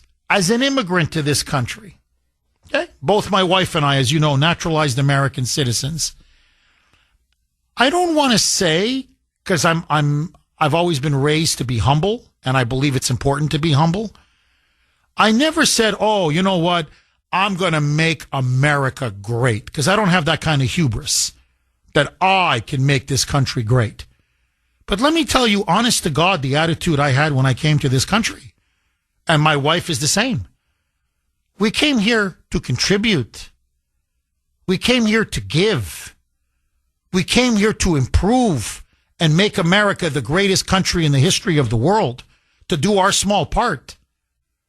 We were grateful, and we are grateful for everything, all the blessings that have been bestowed upon me, my wife, and of course my two beautiful children, which America gave me through adoption. So what I'm saying is, what Trump is saying is completely right. We used to have immigrants who would come in through Ellis Island with a dream in their eyes and a fire in their belly. And they'd say, yeah, America is a great country, and we're here to make sure to keep it great, and we want to make it even greater. Man, we're here to work. Blood, sweat, tears.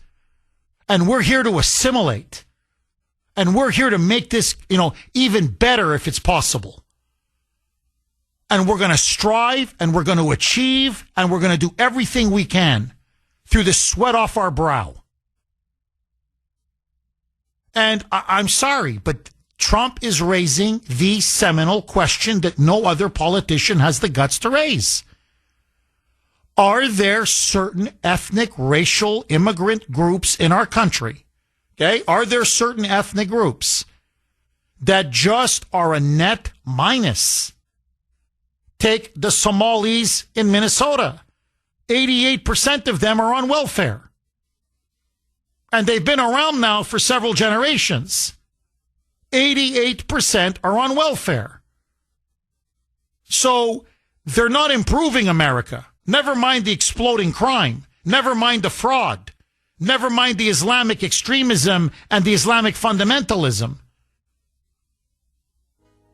They're not here to make this country great. They're making this country worse. We can go bad. We're at a tipping point. I don't know if people mind me saying that, but I'm saying it. We could go one way or the other, and we're going to go the wrong way if we keep taking in garbage into our country. Ilhan Omar is garbage. She's garbage. Her friends are garbage. These aren't people that work. These aren't people that say, let's go, come on, let's make this place great. These are people that do nothing but complain. They complain. And from where they came from, they got nothing. They came from paradise, and they said, this isn't paradise. But when they come from hell, and they complain, and do nothing but bitch, we don't want them in our country. Let them go back to where they came from and fix it. Amen. Amen. I know what he said has set off, a firestorm is not even the word. They're going apoplectic. The left is going nuts. CNN, MS Now, or whatever, MS Today, or MS Tomorrow, or MS Yesterday, whatever they're calling themselves, the New York Times, the Washington Post, the Boston Globe. I think the media in this state people are going to start dying of heart attacks. These moonbats are losing their minds.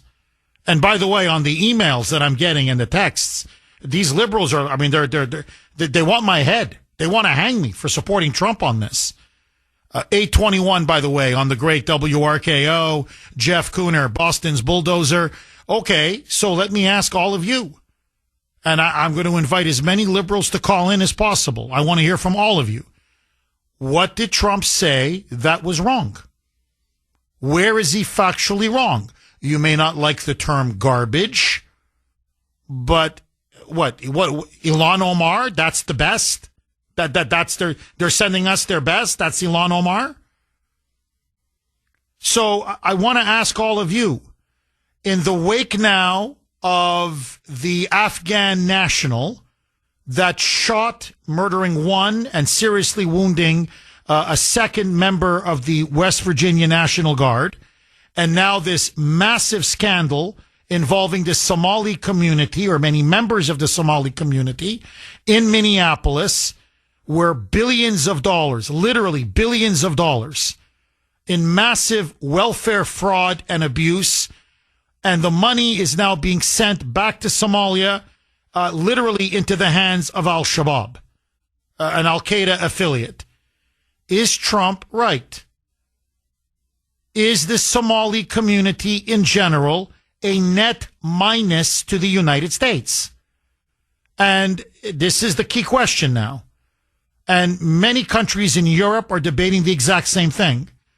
Are there certain immigrant groups, ethnic groups, whatever you want to call them, I don't care, national groups, whatever, that are just not, in terms of big numbers, not the kind of immigrants that we want? They don't assimilate. Their customs and traditions and values and, frankly, religious practices are incompatible with America and especially with Western civilization. And they don't have the work ethic. They don't have the self-reliance. They don't have the commitment that previous generations of immigrants had. And that they're basically now a net minus. Now, Trump has signed an order, and he's now going to bar, at least in the future, he is going to bar nationals from 19 countries from coming into the United States and being allowed to get green cards or get citizenship. And among them, and I just want to give you the list and tell me if you agree. This is 19 so far. He may expand it to 30, but it's so far 19. Afghanistan, Iran, Libya, Somalia, obviously, Sudan, Yemen, also included in that list, Burundi, Cuba, Laos, Sierra Leone, Togo, Turkmenistan, and Venezuela. Agree, disagree? I think we should not allow or ban groups or people from certain countries that just cannot assimilate, refuse to assimilate, and are ultimately a net drain and a net minus on a country. We're not obligated to take in everybody from around the world. And I'm sorry, but if you've got welfare rates, as the Somali community does, of 90%, and by the way, that's not just in Minnesota, that's in Maine, that's in communities all across the country, that's in France, that's in Denmark, that's in the United Kingdom, and you have crime rates in those communities that, again, this is statistically, this is the Danish government saying this. This is the British government saying this. These are stats now that even Minnesota, their local and state stats, crime stats, have to concede, are 8, 9, 10 times that of the native population. Why do we want them? Why do we want them? Trump is right. Immigrants are supposed to want to come here and make us better and help contribute and say, we're here all, gangbusters, we're ready to go. Let's go. Let's roll up our sleeves and let's work our rear ends off and achieve the American dream. Instead of just whine and complain and bitch and moan and then steal and commit fraud and put everybody up on welfare and still complain while you're on welfare. I'm sorry, but no, there are certain groups, I'm sorry, that for whatever reason just are not good quality immigrants. And I think the Somali community in particular in Minnesota has been a pathetic disappointment Okay, let me ask all of you. It is the Kuhner Country poll question of the day, sponsored by Mario's. Mario's Quality Roofing, Siding, and Windows.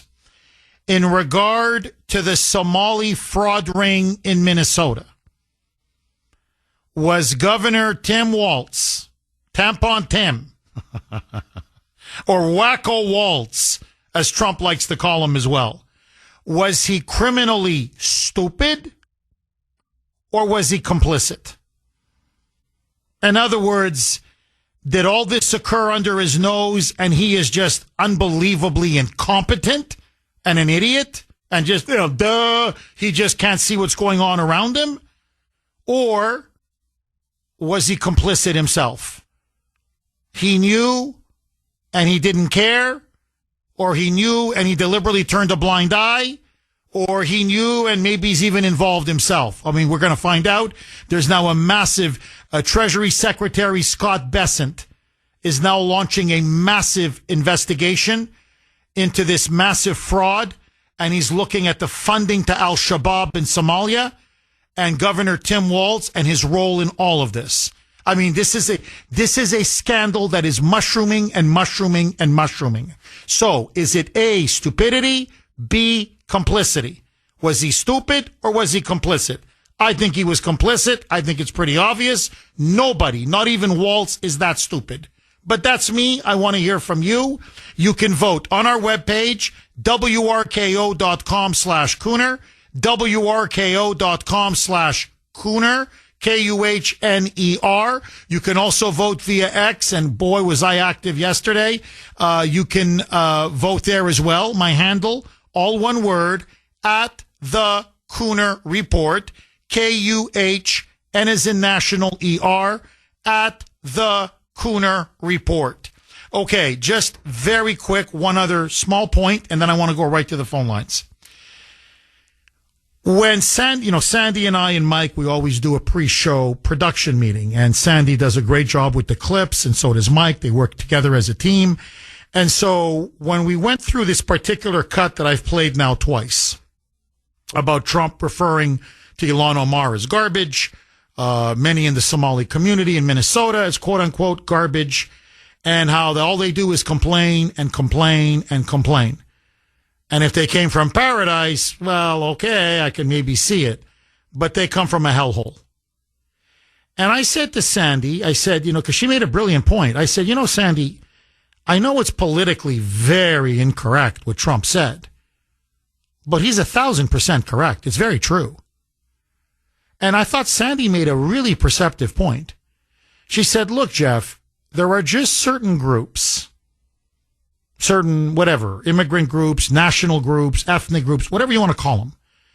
Take the Somalis that have been so traumatized and live in such an abusive, violent environment, generation after generation after generation, that it's almost deeply marinated in their brain. It's almost like in their DNA from, successive generations of this kind of trauma and violence and terror and abuse. And, like I said, the law of the jungle. Eat or be eaten, kill or be killed. Because it's pure anarchy and lawlessness. That it's almost becomes part of their DNA. And it doesn't matter if you pull them out of that environment and put them in a much, much better place. Because in their mind, that's all they know is that terror and that trauma. That negativity becomes so ingrained in them. It's all they know. It's all they've ever known. It's all they expect. It's all they see. It's all they will ever see. And it's very sad. It's very tragic. Actually, it's heartbreaking. But as Sandy put it, that's the lot that they drew. I mean, with all due respect, that's not our problem. Because there's many places around the world like that. It's not just unique to Somalia. That's just the lot that they drew. And it's not up to us to take them in. Send them back home. And if they can, let them fix and rebuild their homeland. And if they can't, that's on them. It's not on us. Meaning, we don't have an obligation, moral, legal, political, whatever, to take in every group from around the world. Even though we know it's going to hurt and drain and damage and undermine our country. So let me say it. The Somali community in Minnesota, and I know this because I was in Minnesota when I adopted my Minnesota miracle, Ashton. So I saw this firsthand, and this was 13 years ago. And it's gotten much worse in the last 13 years. I'm sorry. They're not like the Haitians. They're not. They're not like the Japanese or the Chinese or the Koreans or the Vietnamese. If I'm leaving out groups, I just can't name all of them. They're not like the Italians and the Irish and the Poles and the Jews, and I could go on, or the Indians from India, where you say, or say Arab Americans. You see it from Egypt and Christians from Lebanon and Syria. No, they add value, no question. Hardworking, successful, mobile. They assimilate. They learn the language. They want to assimilate. They're not here to take. They're here to give. They want to better themselves and better their children. They're not here to milk us white and live off the fat of the land and abuse us and take advantage of us. And they're grateful to be here. They're proud to be Americans. They appreciate what they have here. They're grateful to be here. You've got some groups, like the Somalis. It doesn't matter where you can put them in heaven, as Sandy said. You can literally put them in heaven, and they'll complain.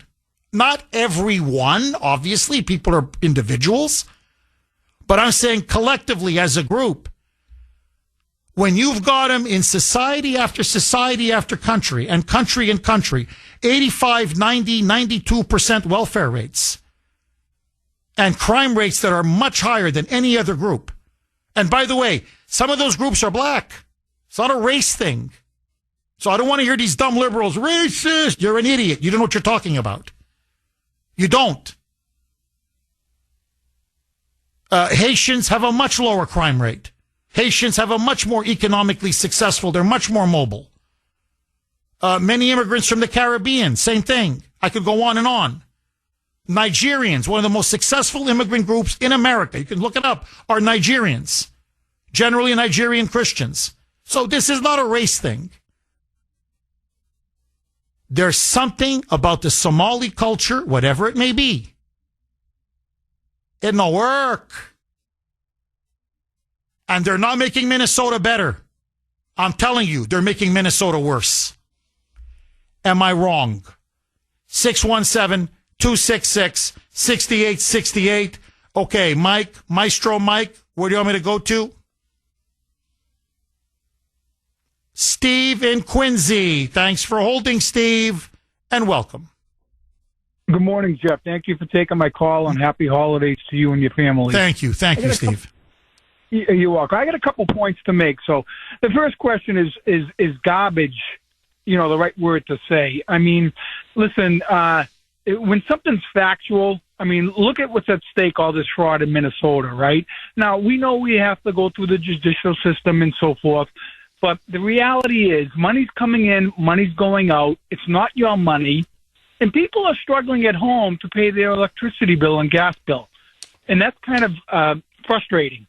So, yeah, I have no problem with Trump saying the word garbage and going back to Sandy's point, politically correct. I'm from the mindset I shoot from the hip. I'm going to tell you like it is.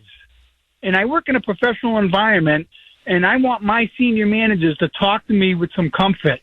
Bring down the walls, bring down the suits, as they say, and let's be comfortable with one another. And what Trump was talking about was okay, I'm biased. I'm on the right side. He was factual. He was truthful. So that's number one. Number two, I know you have access to the internet. Look up the cartoon Droopy. Droopy, cartoon dog. That's Tim Waltz for you, right? So, I'm gonna give you some time back and talk with your audience, and I appreciate you taking my call. Well, I appreciate your call, Steve. Look, let me ask all of you. The media is savaging Trump over this, that he shouldn't have called Ilhan Omar and some members of the Somali community garbage, that this is quote-unquote racist, disparaging, he's scapegoating them. Look, when my mother would talk about thieves, criminals, she would say, that's garbage. I mean, it was a loose way of saying, like, they're undesirables. They're bad people. They're garbage. Sandy just made another very good point to me off air. She said, have you noticed? She goes, really? Do you know anybody who's ever said, boy, I got to go to Somalia? I just want to visit Somalia. I want to see Somalia. Like, it's on my bucket list. Like, no, you don't understand. I've got to see Somalia before I drop dead. I've never heard of it. I've never heard of that. I mean, I've heard of people say, I got to go to Egypt. I got to go to Israel. I got to go to Ireland or Italy or take your pick, whatever, Japan, or there's a million, Mexico, whatever. There's a ton of countries. But, no, I got to do Somalia. And then Sandy made the point, can you even fly a plane there? In other words, like, do they even have a functioning airport? Mogadishu. Honestly, I don't even think they have a functioning airport. That's Trump's point. You don't have a functioning government. You don't have a functioning airport. You don't have a functioning civil society. You don't have a functioning military. You don't have a functioning police. You've got nothing. And you come here and you run us down? And you badmouth us? And somehow what? America is just not quite up to our standards. Bye. Get lost. Blank off. Go back to Somalia. He's completely right. Bye. We don't need, listen, you need us. We don't need you. Am I wrong? Rich in Natick. Thanks for holding, Rich, and welcome. Good morning, Jeff. You just ruined my vacation plans for next summer. I thought I was going to the land of sommeliers.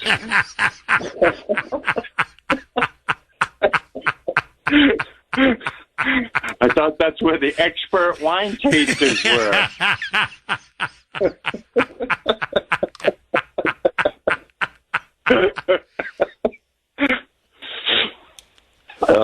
Rich, what do you think? Did Trump go too far in calling them, the Omar and many members of the Somali community in Minnesota garbage? You've heard the phrase that the truth hurts. I'm tired of all the political correctness. People just got to speak their mind. Whether it hurts somebody's feelings or not, too bad. Deal with it. But when he said called her garbage, I was getting that picture of Trump in the garbage truck during his last pre-election there.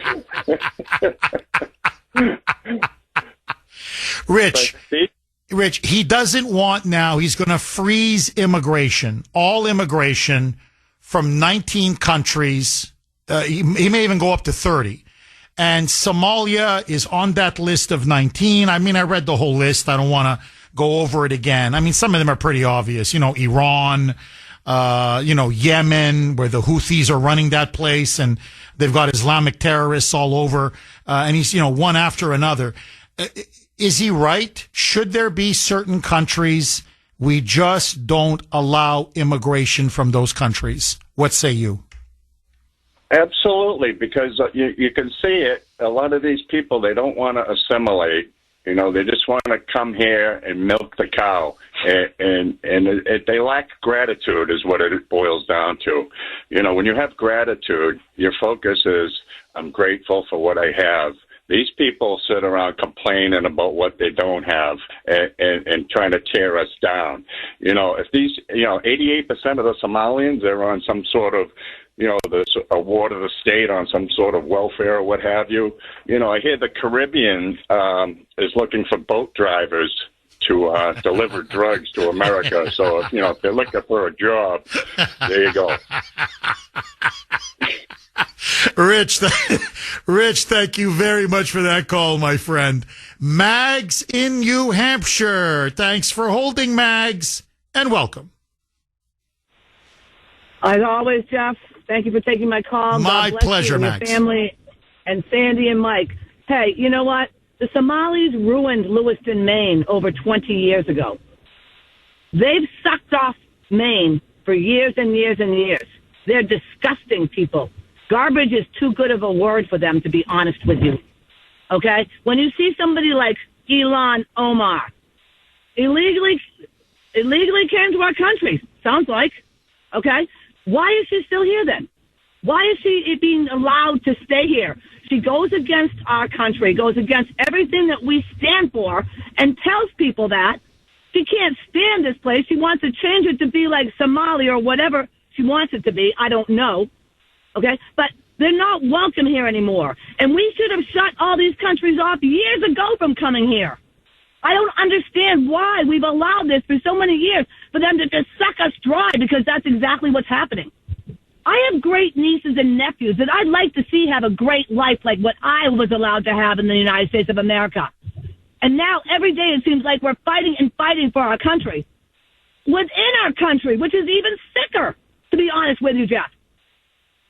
We have people that are just so stupid that live in this country that they think that calling Somalis garbage is awful. And, oh, my God, that's terrible. You're a racist. No, we're not. We're speaking the truth. These people have done nothing for our country. Look it up. Watch it. People can see that. It's disgusting. And it's old to me, to be honest with you. And I want it stopped because I want to have a good life for the rest of my life also, Jeff. Mags, I'm just curious. Why do you think? I mean, the mayor of Minneapolis, Jacob Frey, he's a Moonbat Democrat. He's going crazy. This is singling out the Somali community. This is scapegoating. This is outrageous. You've got Tim Waltz, that moron, Tampon Tim, saying that Trump is smearing the Somalis.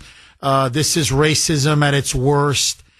Why can't we just be frank and honest that when you have certain groups that are 88, 85, 90, 92% on freaking welfare, that have roving gangs, you take Minneapolis, that people are afraid to go to the mall. People are afraid to leave their homes at night. People's cars are being carjacked all the time. You've got crime rates exploding through the roof. I mean, you've got them scamming billions of dollars from taxpayers, and they're laughing in our face. And when somebody says we don't need people like this in our country, he's the bad guy. Like, how did we get to this point? Why are liberals and Democrats honestly so afraid of the truth? Do you have a theory on that? Really, Mags? What, and by the way, they're not afraid to confront racial issues or ethnic issues because they'll tell you that white people are racist all the time. They'll tell you white people are evil all the time. And it doesn't matter. The Irish are evil. The Italians are evil. Well, the Germans, of course, they're evil. The French are evil. Everybody, the Eastern Europeans are evil. So, you talk to a moonbat or a liberal, and they will bash white people and people of European descent all day, all night, nonstop. In fact, that kind of racism now is everywhere, and it's fashionable. But when you make an obvious point about, say, the Somali community in Lewiston or in Minneapolis, suddenly, oh my God, how dare you say that? How could you say that? What's your theory, Mags? My theory is, honestly, Jeff, and you know me, I don't hold back. I speak right from the hip, just like Jake and a few of your other callers spoke about earlier today. I think they're lying I call them the lying liberals. I don't think they like our country at all. I think they hate our country. I think they work for people like George Soros, okay, that evil man, okay, which I still am trying to figure out why he's allowed to do anything in our country. And I would love a time with Trump to just say, what the hell? Okay? I mean, these people are coming here doing things to destroy our country. Why are they being able to do this? I really don't understand it. Maybe I am, naive, okay? But I honestly don't understand it, Jeff. I mean, the liberals are lying freaks that hate our country. So why does anybody ever side with them? I don't get it. Unless you're an idiot. That's the only way that you could ever side with them, if you were an idiot and didn't love our country. I happen to love the United States of America, love it with all my heart and soul, and would do anything to keep our country the way it is. So all I can do is hope that more and more people realize that all they're trying to do is take our country over. That's what the Somalians want, and that's what Ilhan Omar and all of her little gang of people want to do. And people need to wake up and smell the coffee, because guess what? They're right at our back door knocking. But they're not knocking. They're pushing the door in. Wake up, America. God bless you, Jeff. Happy holidays. And hopefully the new year goes as a bit of light. Max, Amen, Jeff. Thank you very much for that call and for your honesty. I really appreciate it. No, that's one of the traits about Trump that I find, frankly, most endearing and most likable. For me, anyway. Most impressive. He will tell you the truth. He will tell you the truth no matter what. And he doesn't care how politically correct it is, how politically incorrect it is, if it makes liberal heads explode. He just doesn't care. And, and let them freak out. He even said it. He goes, okay, the liberals are going to go crazy. I don't care. This is what it is, and it is what it is. And you can yell and scream all you want. Look, I can just say this, because Grace we're about to get Grace on, and she can, we went to Minnesota, and when we adopted our beautiful boy Ashton, and we spent a lot of time in Minnesota, in Minneapolis and St. Paul, the surrounding area. This was 13 years ago. And we were then shocked how many Somalis there were. And, okay, fine, there's a lot of Somalis. You don't quite expect that. It's so cold. It's Minnesota. But it was their attitude.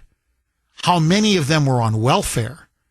How many of them were ungrateful to be there. The way they dressed, you felt like you were in Africa.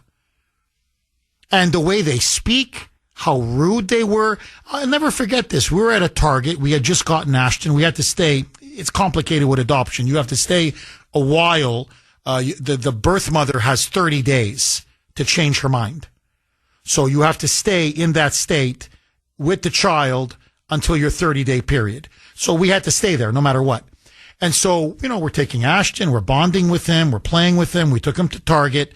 And I'll never forget this. There was a young woman, blonde, Scandinavian, a lot of Scandinavians in Minnesota, Scandinavian descent. And they had a discount on M&Ms.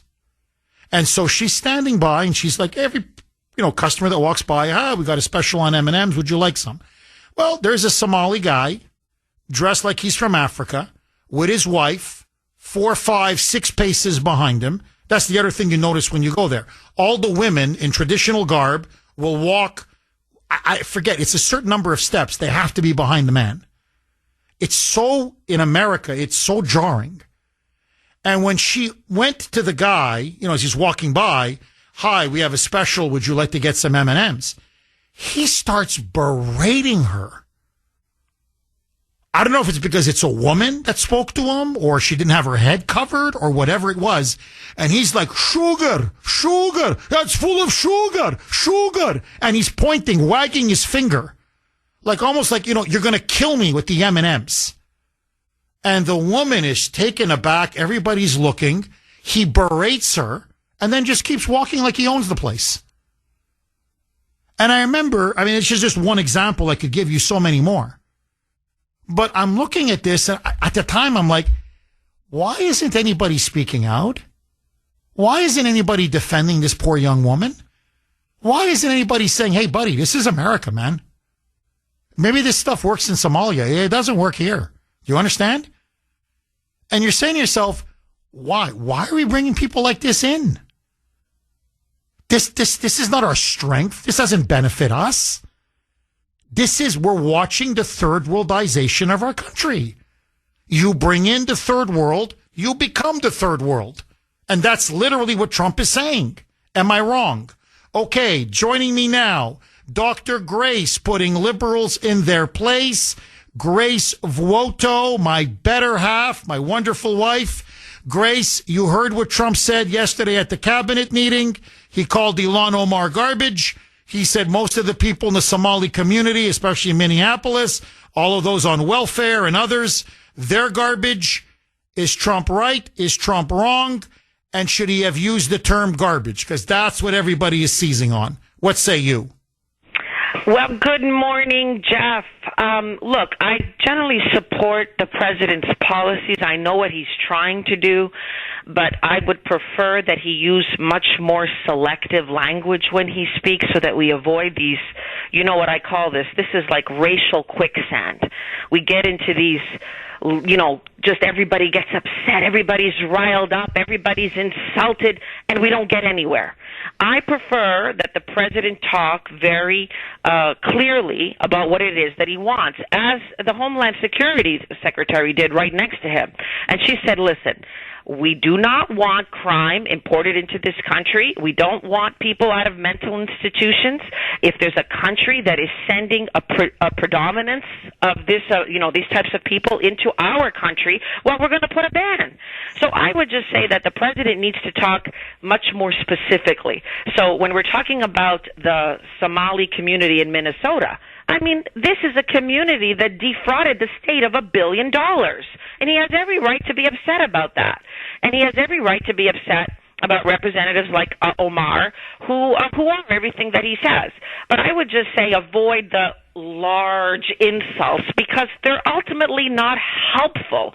I think it's helpful to talk about behaviors, actions, and we can move the country forward. Otherwise, it's just spreading, like all this antagonism that gets in the way of the goal that we're trying to achieve, which is to make the country better. And there's lots of people on both sides of the aisle that would agree on some of this. I mean, we don't want this kind of fraud. We don't want this kind of fraud in our country. Lots of independents would agree on that. But when you use these incendiary words, it just gets everybody riled up, and I don't think it's that productive. So I would just say I agree with his policies. I agree with the vision, but I would hope that once in a while he would just be a little bit more selective in the language that he's using to express himself. What do you say to his central argument and now his policy? Because he's banning immigration, at least temporarily, from 19 countries, Somalia being one of them.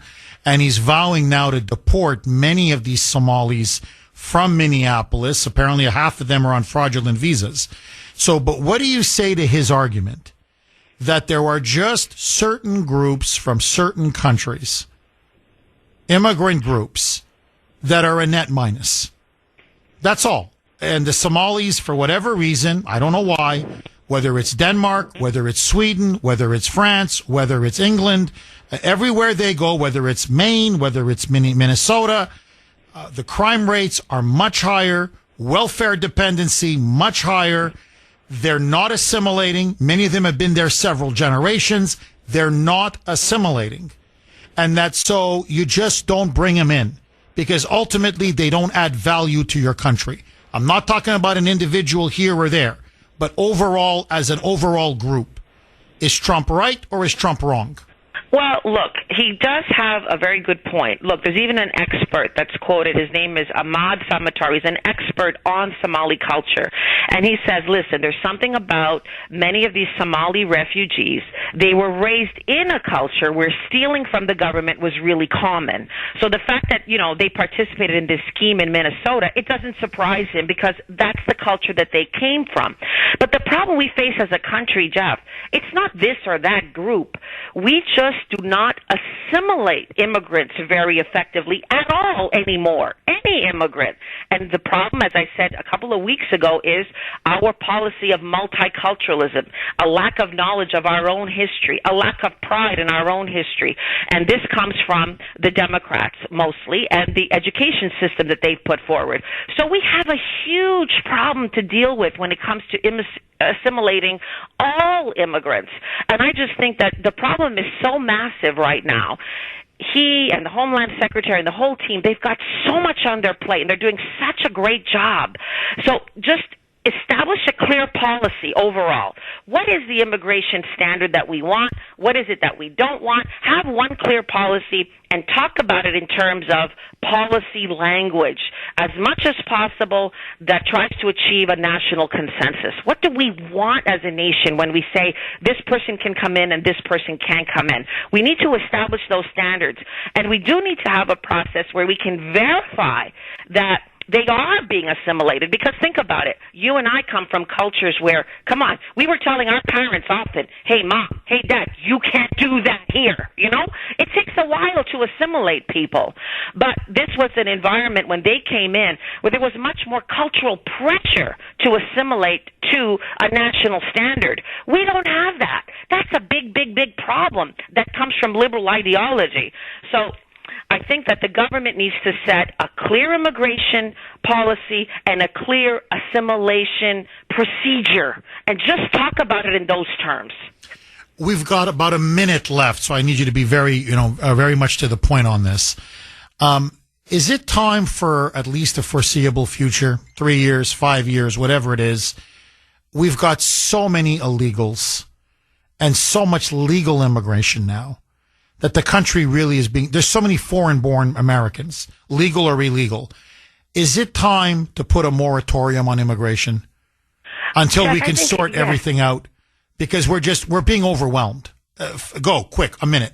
Yes, we need an absolute moratorium on all immigration, and that's why the government needs to be very clear. You know, there's this uproar about, okay, so you want the Chinese students to come in. You do want H-1B visas. I mean, what's the policy? The policies are ever-changing. So I would say we do need a very strict moratorium applicable to all until we sort everything out in this country, get the illegals out, and get the laws in place that appear to be fair and reasonable for all. That's all. It's not that complicated. Dr. Grace putting liberals in their place. Grace Voto. And yes, I definitely married up. Grace, dynamite stuff. We'll talk next week. Same time, same place. And thanks again for coming on the Kuhner Report. Okay, you heard Grace. She agrees with Trump's policies, but doesn't like the fact that he used the word garbage. 617-266-6868 is the number. Okay, let me throw this on the table as well. DHS Secretary Kristi Noem yesterday pointed out that they have now discovered that about half of the visas given out to the Somali community in Minnesota and Minneapolis, St. Paul primarily, are fraudulent. Literally fraudulent. And that means they obtain green cards and citizenship fraudulently. Should their citizenship be revoked, rescinded, and should they be deported? In other words, if they engaged in immigration fraud, should their citizenship be rescinded? If they engaged in welfare fraud, if they were involved, they're naturalized citizens, and they're falsely claiming, all kinds of benefits for children that apparently don't exist, or they're selling it. They're selling food stamps, $100 worth of food stamps. They sell for cash, $50, whatever, and they pocket the money, or they're sending the money back to, Al-Qaeda, Al-Shabaab, as it's called in Somalia. If they engaged in either welfare fraud or immigration fraud, should their naturalized citizenship be revoked, and should they be deported? Trump says it's time to start deporting them. Enough is enough. I agree with the president. If you've engaged in any kind of fraud, I don't want you in our country. I don't care if you're a naturalized American citizen. This has got to stop. Agree, disagree. David on Cape Cod. Thanks for holding, David, and welcome. Thank you. Thank you, Jeff.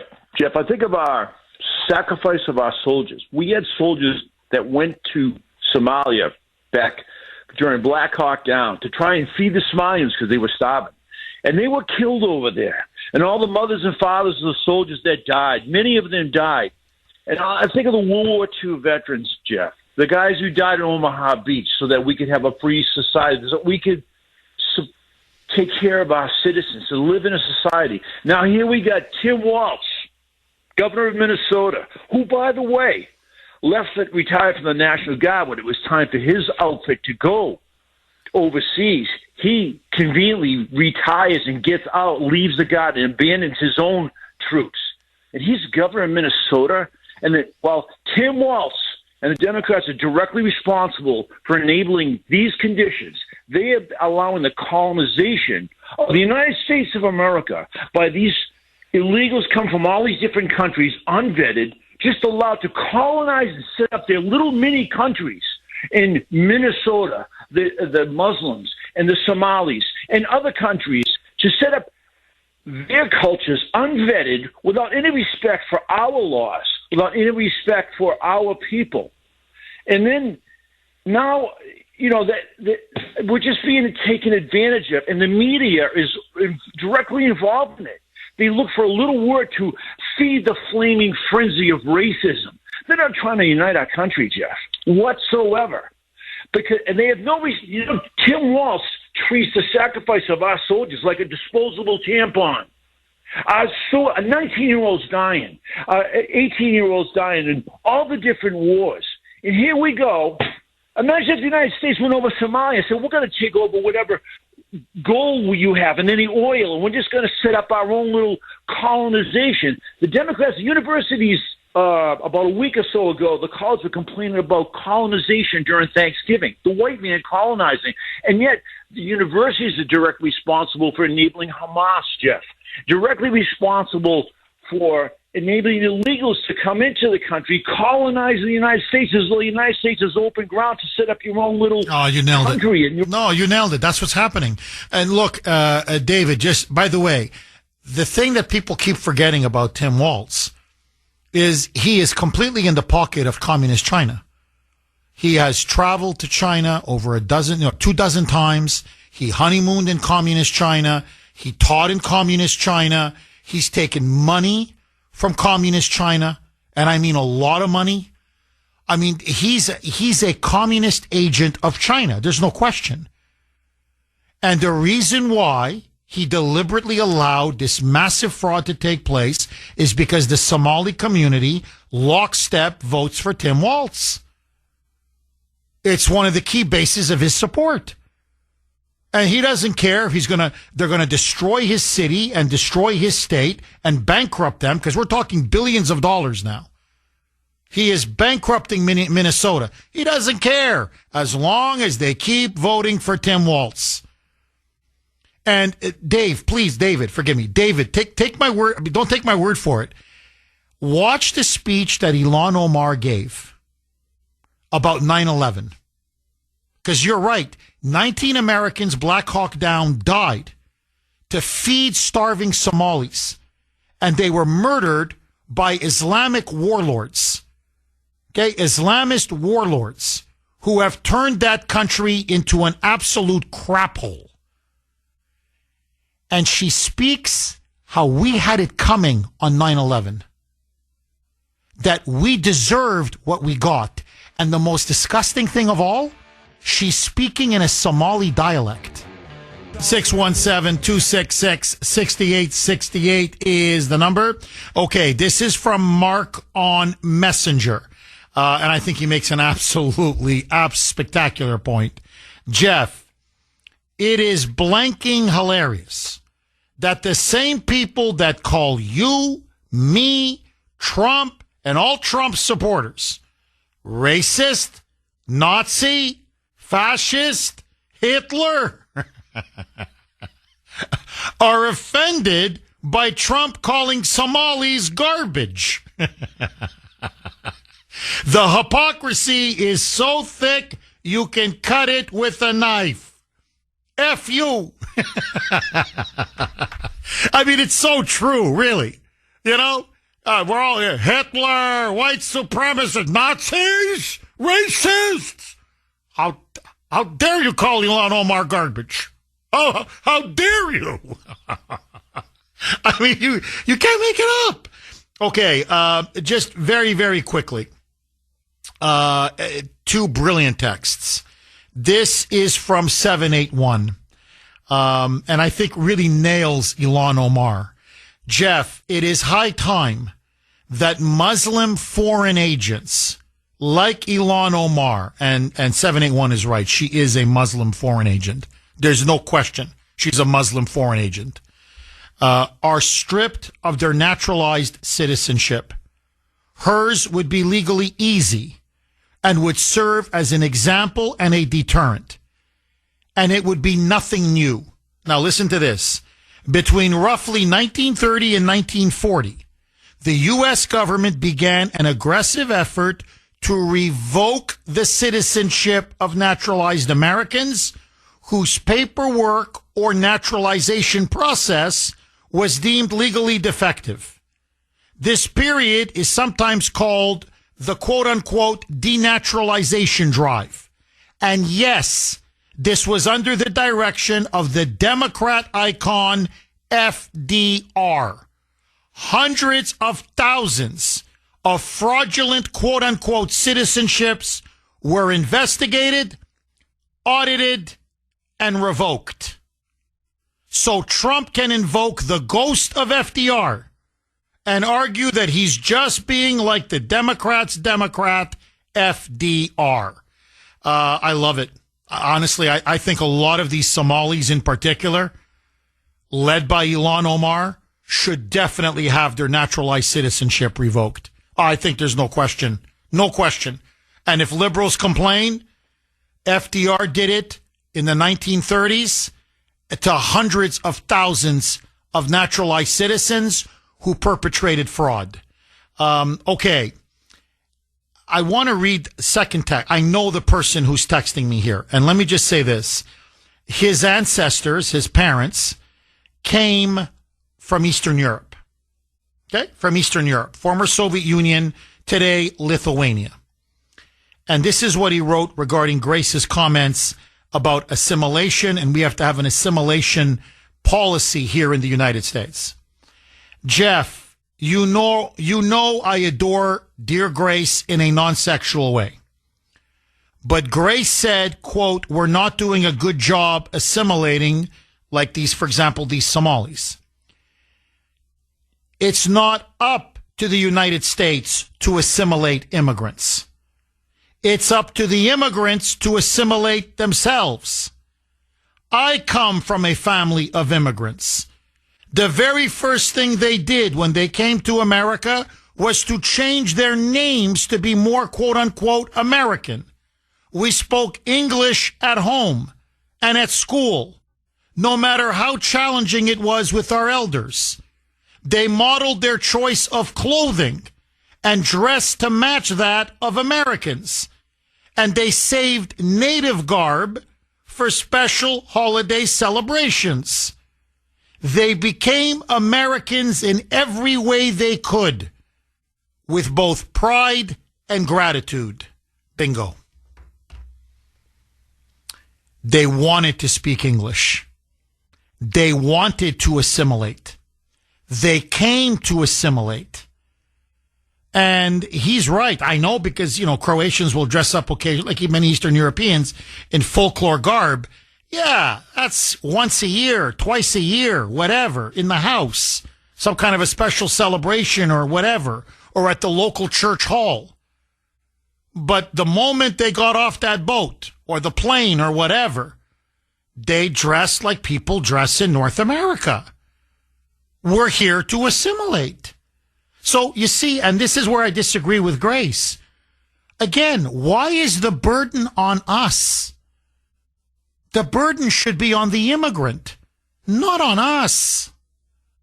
You're coming to the land of the free. You're coming to the land of milk and honey. You're coming to have a better future. You should be going out of your way, the immigrant, to assimilate to our way of life. We shouldn't have to go put ourselves out to have you assimilate to our way of life. You should want to do it the second you set foot on American soil. Am I wrong? I'm sorry, am I missing something here? 617-266-6868. Agree, disagree? Brenda in Beverly. Thanks for holding, Brenda, and welcome. Good morning, Jeff. Hi, I wanted to piggyback on Dr. Grace because in the past she has used a term that is fitting for Trump, and it's productive, destructive. And this drives me crazy when he does this. I understand he's an unfiltered man. He operates in a stream of consciousness thinking. So it's like we don't have to question what's on his mind because he tells us exactly what's on his mind. With that said, he's got something on his plate now, which many people can get on board with, which is this Somali fraud, okay? Minus the fraudsters. They don't want to get on board with it. But, that's not just a Democrat or a Republican or an independent issue. That's just like nobody likes fraud, minus the fraudsters. But now, because we have a fake news, we have the liberal media, they're all focusing on the garbage word to describe Ilhan Omar, the same chick that said so disgustingly, some people did something. I mean, I just bristle every time I hear that in my head. With that said, again, Trump sort of, it's like, say it, but what happens is that we lose focus and we now are focusing on the garbage word. All right. He's not a fan of hers. Maybe say something like that. Yes. Something other than taking away from the issue, which is something that we do need to get on board with, and not the fact that, we all can throw out names and this person's of this. I've been called every name in the book as a Trump supporter. A, B, C, D, E, F, G. I mean, you think of a bad name, I've been called it. But what we need to focus on is this unbelievable fraud that's going on up in Minnesota. I mean, we're talking big money. We're talking big money, and that's total disrespect. When you come into somebody's home, you need to respect it. You're coming into our big home. This is our home. This is America. This is not how you treat us, okay? And I agree. You need to go. Again, Trump needs to maybe work on his wording skills. I doubt that's ever going to happen at this point in the ball game. He's an almost 80-year-old guy, but I would love the focus to be on the fraud and less on, oh my goodness, I can't believe he called her garbage. It's like after we've been called, like Mark so well said in his text, we've been called every name in the book, and they have political amnesia when it comes to that. They can call us everything.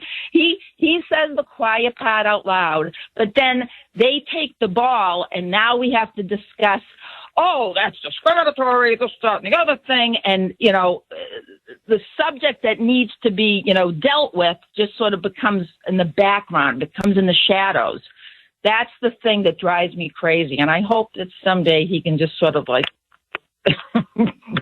bring it in. No, Brenda, I hear you. No, look, I hear you. But I'll be brutally honest with you. He's 79. He's almost 80. This is the way he speaks. He's always spoken like this. A leopard is not going to change his spots.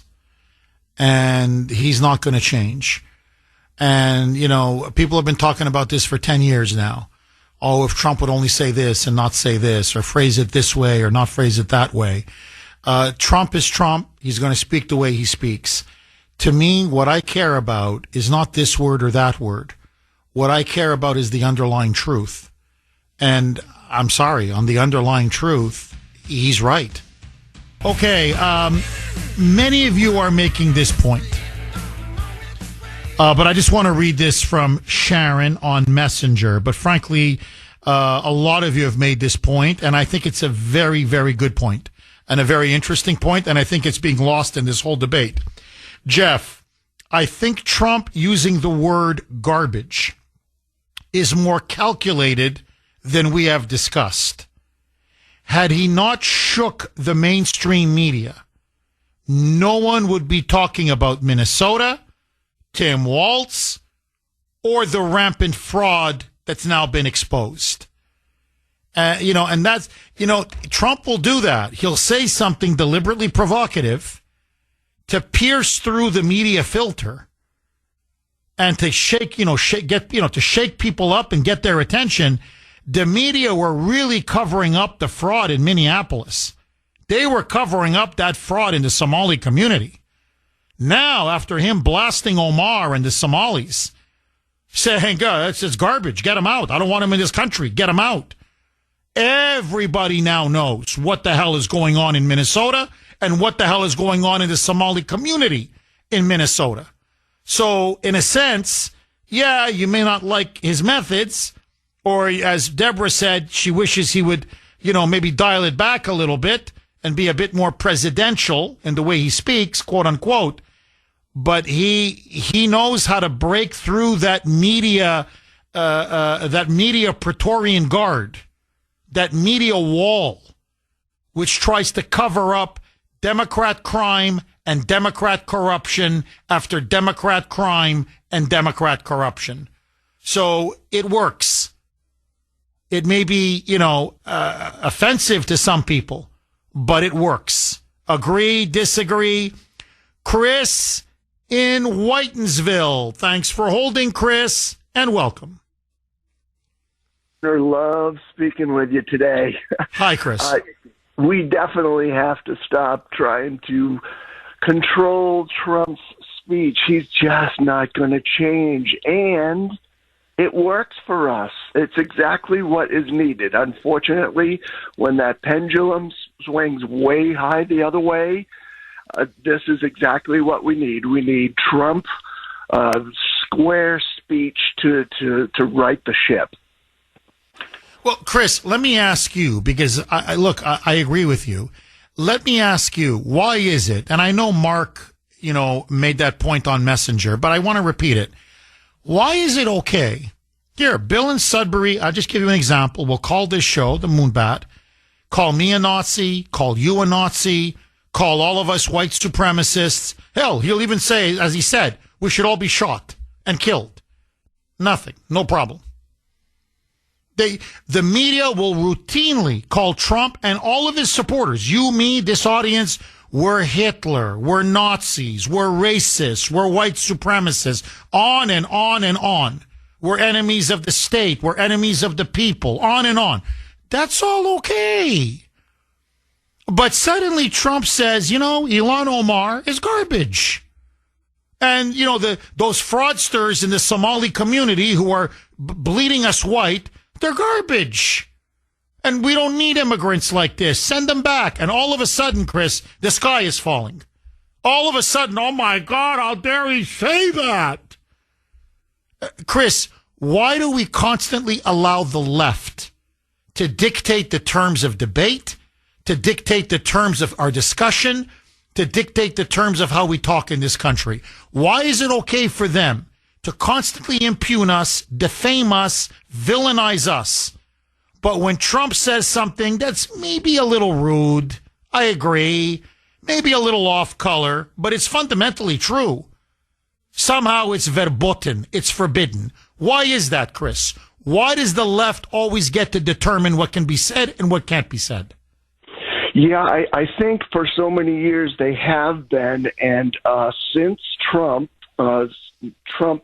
point two, I think that we've had the media coverage that we need, the voices that are out there speaking the truth. And, haters are always going to be haters. Dumb people with dumb ideas are always just going to have to flail their arms and say whatever they need to in the moment in order to get by. It's that George Costanza syndrome. If you believe it, well, it must be true. And so, this is who they are. the great thing and the great hope, I love to be at the end of the show with some great hope, is that we just have to keep speaking the truth. When we see bad things, call them out. When we see dumb and wrong things, call them out. Chris, great way to end the show.